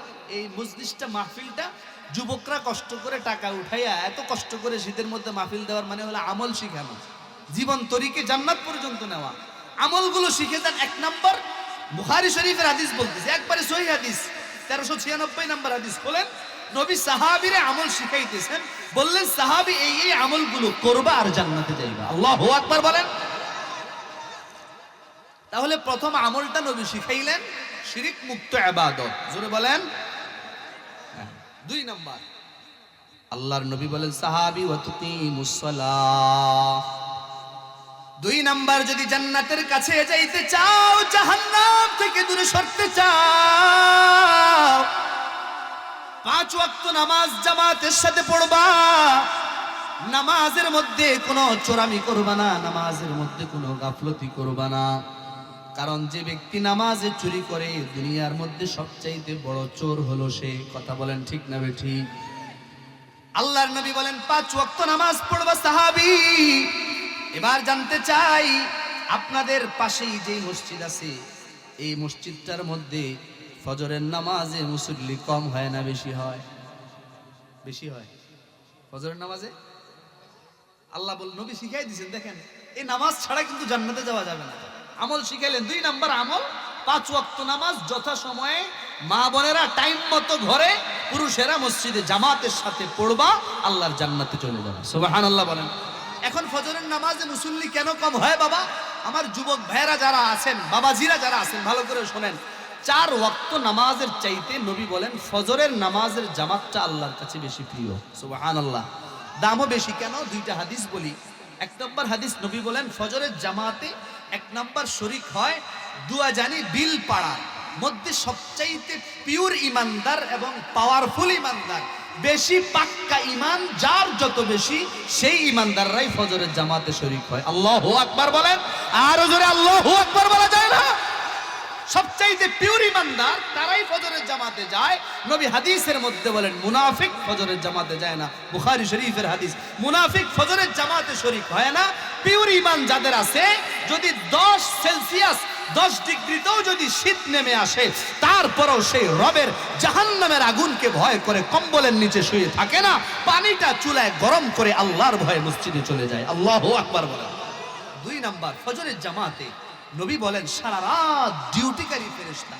যে ফেরেশতা যুবক, তোমার 2টা নাকের ছিদ্র আছে, 2টো কানের ছিদ্র আছে, তুমি হা করে নাক ডেকে ঘুমিয়েছ, মুখের ভেতর দিয়ে সাপ পর্যন্ত ঢুকে যেতে পারতো, কিন্তু রব্বে কারীমের একদল ফেরেশতা সারা রাত তোমাকে ডিউটি করেছে। নাকের ছিদ্র দিয়া কোনো মশামাছি ঢুকতে দেয় নাই, কোনো চেলা ঢুকতে দেয় নাই, বিষাক্ত পোকামাকড় ঢুকতে দেয় নাই, তোমাকে নিরাপত্তা দিয়েছে যাতে করে সুন্দরভাবে আরামে ঘুমাইতে পারো। ওই সারা রাত ডিউটিকারী ফেরেশতারাও নবী বলেন ফজরের জামাতে শরীক হয়। 3 নাম্বার, রাতের ডিউটিকারী ফেরেশতাদের পালা শেষ, দিনের ডিউটিকারী ফেরেশতা তোমাকে ডিউটি করার জন্য আসমান থেকে নেমে এসে সর্বপ্রথম তারাও ফজরের জামাতে শরীক হয়। আল্লাহু আকবার জোরে বলেন না আল্লাহু আকবার। তাহলে 1 নাম্বার পিওর ইমানদার, পুরো বিল পাড়ার পিওর ইমানদাররা ফজরের জামাতে থাকে। 2 নাম্বার রাতের ডিউটিকারী ফেরেশতা, 3 নাম্বার দিনের ডিউটিকারী ফেরেশতা। এই 3 শ্রেণীর মানুষ আর ফেরেশতা নবী বলেন ফজরের জামাতে শরীক হয়। আল্লাহু আকবার। এবার শুনেন, নবী বলেন যে যুবক নামাজ না পড়ে ঘুমিয়ে আছো, যে বুড়া নামাজ না পড়ে ঘুমিয়ে আছো, যে মা বোন নামাজ না পড়ে ঘুমিয়ে আছো, রাতের ডিউটিকারী যে ফেরেশতারা তোমাকে ডিউটি করেছে, তারা মসজিদে ফজরের জামাত শেষ করে তোমার কাছে আবার যায়, যায়া বলে কিরে না ফরমান, তোর নাকের 2টা ছিদ্রকে আমি নিরাপত্তা দিয়েছি, 2টো কানের ছিদ্রকে নিরাপত্তা দিয়েছি। আল্লাহ তোরে সারা রাত এত সুন্দর করে ঘুমানোর সুযোগ করে দিয়েছেন, যে আল্লাহ তোর উপরে এত রহমত করেছেন, যে আল্লাহ তোর উপরে এত দয়া করেছেন, যে আল্লাহ তোকে এত মায়া করে, যে আল্লাহ তোকে এত মোহাব্বত করেন, সেই রবের নাফরমানি তুই করলি। তুই সারা রাত আরামে ঘুমাইতে পারার পরেও নাফরমানের মতো কম্বলের নিচে আর ল্যাপের নিচে শুয়ে আছো। তোর চাইতে বড় নাফরমান পুরো বিল পাড়ায় আর কেউ হতে পারে না। তোর উপরে আল্লাহর গজব নাজিল হোক, তোর উপরে আল্লাহর অভিশাপ পড়ুক। জোরে জোরে বলেন নাউজুবিল্লাহ। আরো জোরে বলেন না নাউজুবিল্লাহ। ফেরেশতারা যদি অভিশাপ দেয় কবুল হবে কি হবে না? বানায় বলতেছি না বাবা, আল্লাহ রাসূলের কথা। ফেরেশতারা অভিশাপ দেয় ফজরের জামাতে না গেলে। দিনের ডিউটিকারী ফেরেশতারা মসজিদে আসে, আইসা আপনার কাছে যায়, যাওয়ার পরে বলে কিরে তোর মতো নাফরমানেরই ডিউটি করার জন্য নিরাপত্তার দায়িত্ব আল্লাহ আমাকে দিয়েছেন, তুই তো একটা নাফরমান, তুই তো রবের আদেশ ফজরের জামাতে তুই পালন করস না, তোরে কি ডিউটি করব? তারপরেও আল্লাহ তো রহমান, তিনি তো রহিম, তার তো অসীম দয়া, তিনি আমাকে পাঠিয়েছেন, আমি তোর ডিউটি করব, তবে তোর উপরে আল্লাহ লানত পড়ুক। জোরে বলেন নাউজুবিল্লাহ। 2 শ্রেণীর ফেরেশতারা যুবক বাবাজি তোমাকে অভিশাপ দেয় তুমি ফজরের জামাতে না যাওয়ার কারণে। কেন? আল্লাহর নবী হাদিসের মধ্যে বলেন রাকআতা মিনাল ফজরি খায়রুম মিনাদ দুনিয়া জামিআ। ফজরের নামাজের 2 রাকাত সুন্নত, ফজরের নামাজের ফরজের আগের 2 রাকাত সুন্নত, যেটা নবীর জন্য পড়া হয়। আল্লাহর নবী বলেন ও সাহাবীরা জানো ওই ফজরের 2 রাকাত সুন্নতের দাম কত বেশি? খায়রুম মিনাদ দুনিয়া জামিআ। সারা পৃথিবীর সমস্ত রূপা, স্বর্ণ, হীরা, জৌহর, মণিমুক্তা, হাজার হাজার মিলিয়ন বিলিয়ন ট্রিলিয়ন ডলার সম্পত্তি, হাজার হেক্টর জমি, এই সবগুলোকে যদি এক পাল্লায় রাখা হয়, নবী বলেন আরেক পাল্লায় যদি ফজরের নামাজের 2 রাকাত সুন্নতকে রাখা হয়, খায়রুম মিনাদ দুনিয়া জামিআ। নবী বলেন দুনিয়ার সব সম্পত্তির চাইতে ফজরের 2 রাকাত সুন্নতের দাম আল্লাহর কাছে বেশি। জোরে বলেন আল্লাহু আকবার।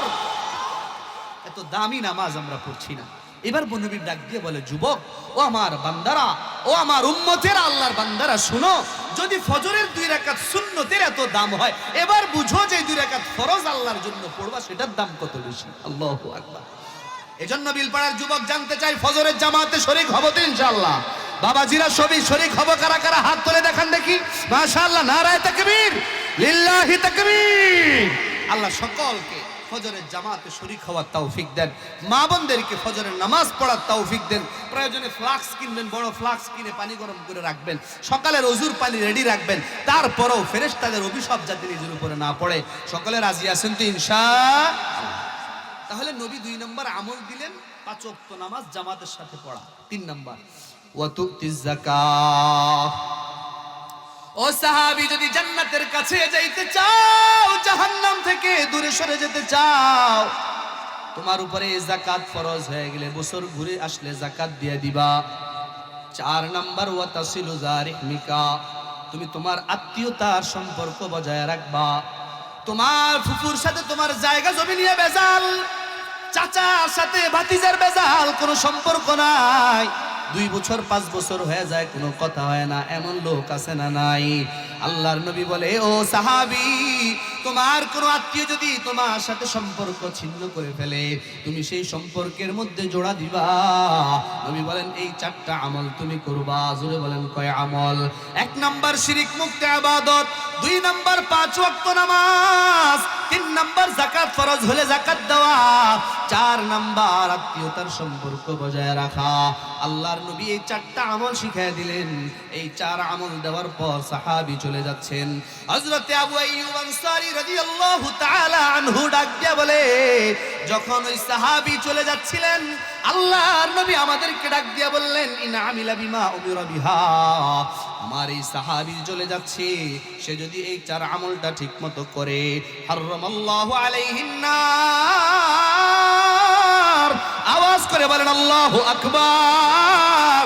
আমার এই সাহাবী যদি 4টা আমল করে, আল্লাহর নবী বলেন তার জন্য আল্লাহ জাহান্নামের আগুনকে হারাম করে দিবেন। আল্লাহু আকবার। 4 আমল বাবা জীবনে নিয়ে আসেন, একটু চেষ্টা করেন না, সহজ আমল। শিরক মুক্ত ইবাদত, 5 ওয়াক্ত নামাজ, যাকাত ফরজ হলে যাকাত দেওয়া, আত্মীয়তার সম্পর্ক কেউ ছিন্ন করলে তুমি জোড়া লাগাও। নবী বলেন তাদখুলুল জান্নাতা বিসালাম, শান্তিতে নিরাপদে জান্নাতে প্রবেশ করো। সুবহানাল্লাহ বিহামদিহি। আমল করব তো ইনশাআল্লাহ। শিরক মুক্ত ইবাদত, জান্নাতে যেতে হলে আল্লাহর আনুগত্যের অন্যতম এই 4টা আমল দিলাম। প্রথম কর্মসূচি আমরা এই 4 আমলের মাধ্যমে এবং কোরআনে আল্লাহর দেওয়া সমস্ত বিধিবিধান মানার মাধ্যমে আল্লাহর আনুগত্য, আল্লাহর বাধ্য গোলাম আমরা হব তো ইনশাআল্লাহ। আর সবাই বলেন ইনশাআল্লাহ। 2 নম্বর কর্মসূচি, ومن يطع الله ورسوله, আল্লাহ বলেন 2 নাম্বার আনুগত্য করবা আমার রাসূলের। সুবহানাল্লাহ। 2 নাম্বার আনুগত্য করব কার? রাসূল। আল্লাহর রাসূলের আনুগত্য কিভাবে করব? যেমন আনুগত্য করেছেন সাহাবায়ে কেরাম। সুবহানাল্লাহ বলেন। কারণ নবীকে কাছ থেকে দেখেছেন সাহাবারা, সাহাবারা যেভাবে নবীকে ফলো করেছেন আমরাও সেভাবে করব। জান্নাতের 2 নম্বর কর্মসূচি পালন হয়ে যাবে। আল্লাহু আকবার বলেন। রাসূলের আনুগত্যের মানে হলো ব্যাখ্যা, ভালো করে বুঝবেন সংক্ষেপে এক কথায়। নবীর নবুয়তের জিন্দেগি বা নবীর 63 বছর জিন্দেগির, বিশেষ করে নবুয়তের জিন্দেগির যতগুলো সুন্নত আছে, হাদিস না, নবীর সব হাদিসের উপর আমল করা যায় না। কারণ কিছু হাদিস আছে নবী এক জায়গায়, বুখারী শরীফের হাদিস, দাঁড়ায় পেশাব করছেন। এখন কি দাঁড়ায় পেশাব করা যাবে নাকি বসে পেশাব করতে হবে? ওটা তো হাদিস, হাদিসের উপরে আমল করা যায় না, নবীর সুন্নতের উপরে আমল করা যায়। সুবহানাল্লাহ বলেন। এজন্য নবীর আনুগত্যের ব্যাখ্যায় মুফাসসিরিনে কেরাম বলেন, নবীজির জিন্দেগির সমস্ত সুন্নতকে খেতে বসলে খাওয়ার সময় ডাইনিং টেবিল নো, খেতে বসলে সমতল জায়গায় দস্তরখানায় বিছায়া বসবা, এটা নবীর সুন্নত।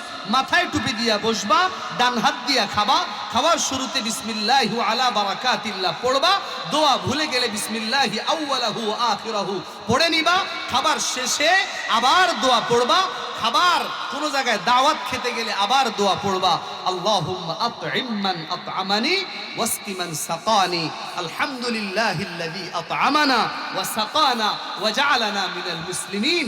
এই যে খাবারের 5-6টা সুন্নত আছে, ইস্তেনজায় যাওয়ার সময় সুন্নত, জোরে বলেন আছে না নাই? আরে কথা বলেন আছে না নাই? এগুলো শিখেন ভালো করে, এগুলাই বাস্তবায়ন করেন। জান্নাতে যাওয়ার মাধ্যম এগুলাই। হামতাম করে লাফালাফি করে লম্বা জুব্বা আর পাগড়ি লাগাইয়া জান্নাতে যাওয়া যাবে না। নবীর সুন্নাহ আল্লাহর আনুগত্যের মাধ্যমে জান্নাতে যাওয়া সম্ভব। সুবহানাল্লাহ বিহামদিহি।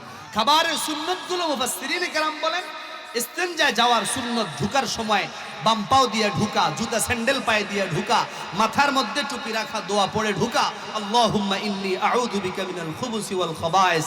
বের হওয়ার সময় ডান পাও দিয়া বের হওয়া, গুফরানাকা আলহামদুলিল্লাহিল্লাযী আযহাবা আন্নিল আযা ওয়া আফানি, এই দোয়াগুলো পড়বা এবং ইস্তিনজা করার সময় কোনো কথা বলবা না, দিলাকুলুব ব্যবহার করবা, পানিও ব্যবহার করবা। এভাবে ইস্তিনজা সুন্নত আদায় করে করো, সেটার মধ্যেও আল্লাহ ইবাদতের সওয়াব দিয়ে দিবে। সুবহানাল্লাহ। তুমি তোমার বিবাহ শাদী অনুষ্ঠান করবা, ডেকসেট আইনা গান বাজনা বাজাইয়া যুবক যুবতী নাচানাচি করে বিবাহ শাদী করবা, এটা সুন্নাহ নয়। সুন্নত হলো মসজিদে খেজুর ছিটাইয়া খুতবার মাধ্যমে সাক্ষীর উপস্থিতিতে, ইমানদার মুসল্লিদের উপস্থিতিতে বিবাহ পড়াইয়া দাও, মহরনা নির্ধারণ করো, সুন্নত তরিকায় দস্তরখানায় ওলিমার ব্যবস্থা করো। আল্লাহ বলেন, আল্লাহর নবী বলেন, এটাও তোমার ইবাদতের অন্তর্ভুক্ত হয়ে যাবে। সুবহানাল্লাহ। ডেকসেট বাজায় গান বাজনা দিয়ে বিয়ে করলে শয়তান সেখানে আসে। ওটার মধ্যে বিয়ে শাদীর মধ্যেও সুন্নত আছে না নাই? আরে কথা বলেন, বিয়ে শাদীর মধ্যে সুন্নত আছে না নাই? শুধু মিষ্টি খাওয়ার সুন্নত না, লেনদেন আপনি করতে যাবেন, বেচা বিক্রিতে ব্যবসায়ী ভাইয়েরা যারা আছেন সেখানেও সুন্নত আছে না নাই? মোট কথা এভরিথিং। আমার সময় লম্বা হয়ে যাচ্ছে, আলোচনা রয়ে গেছে এখনো, সেদিকে যাচ্ছি না।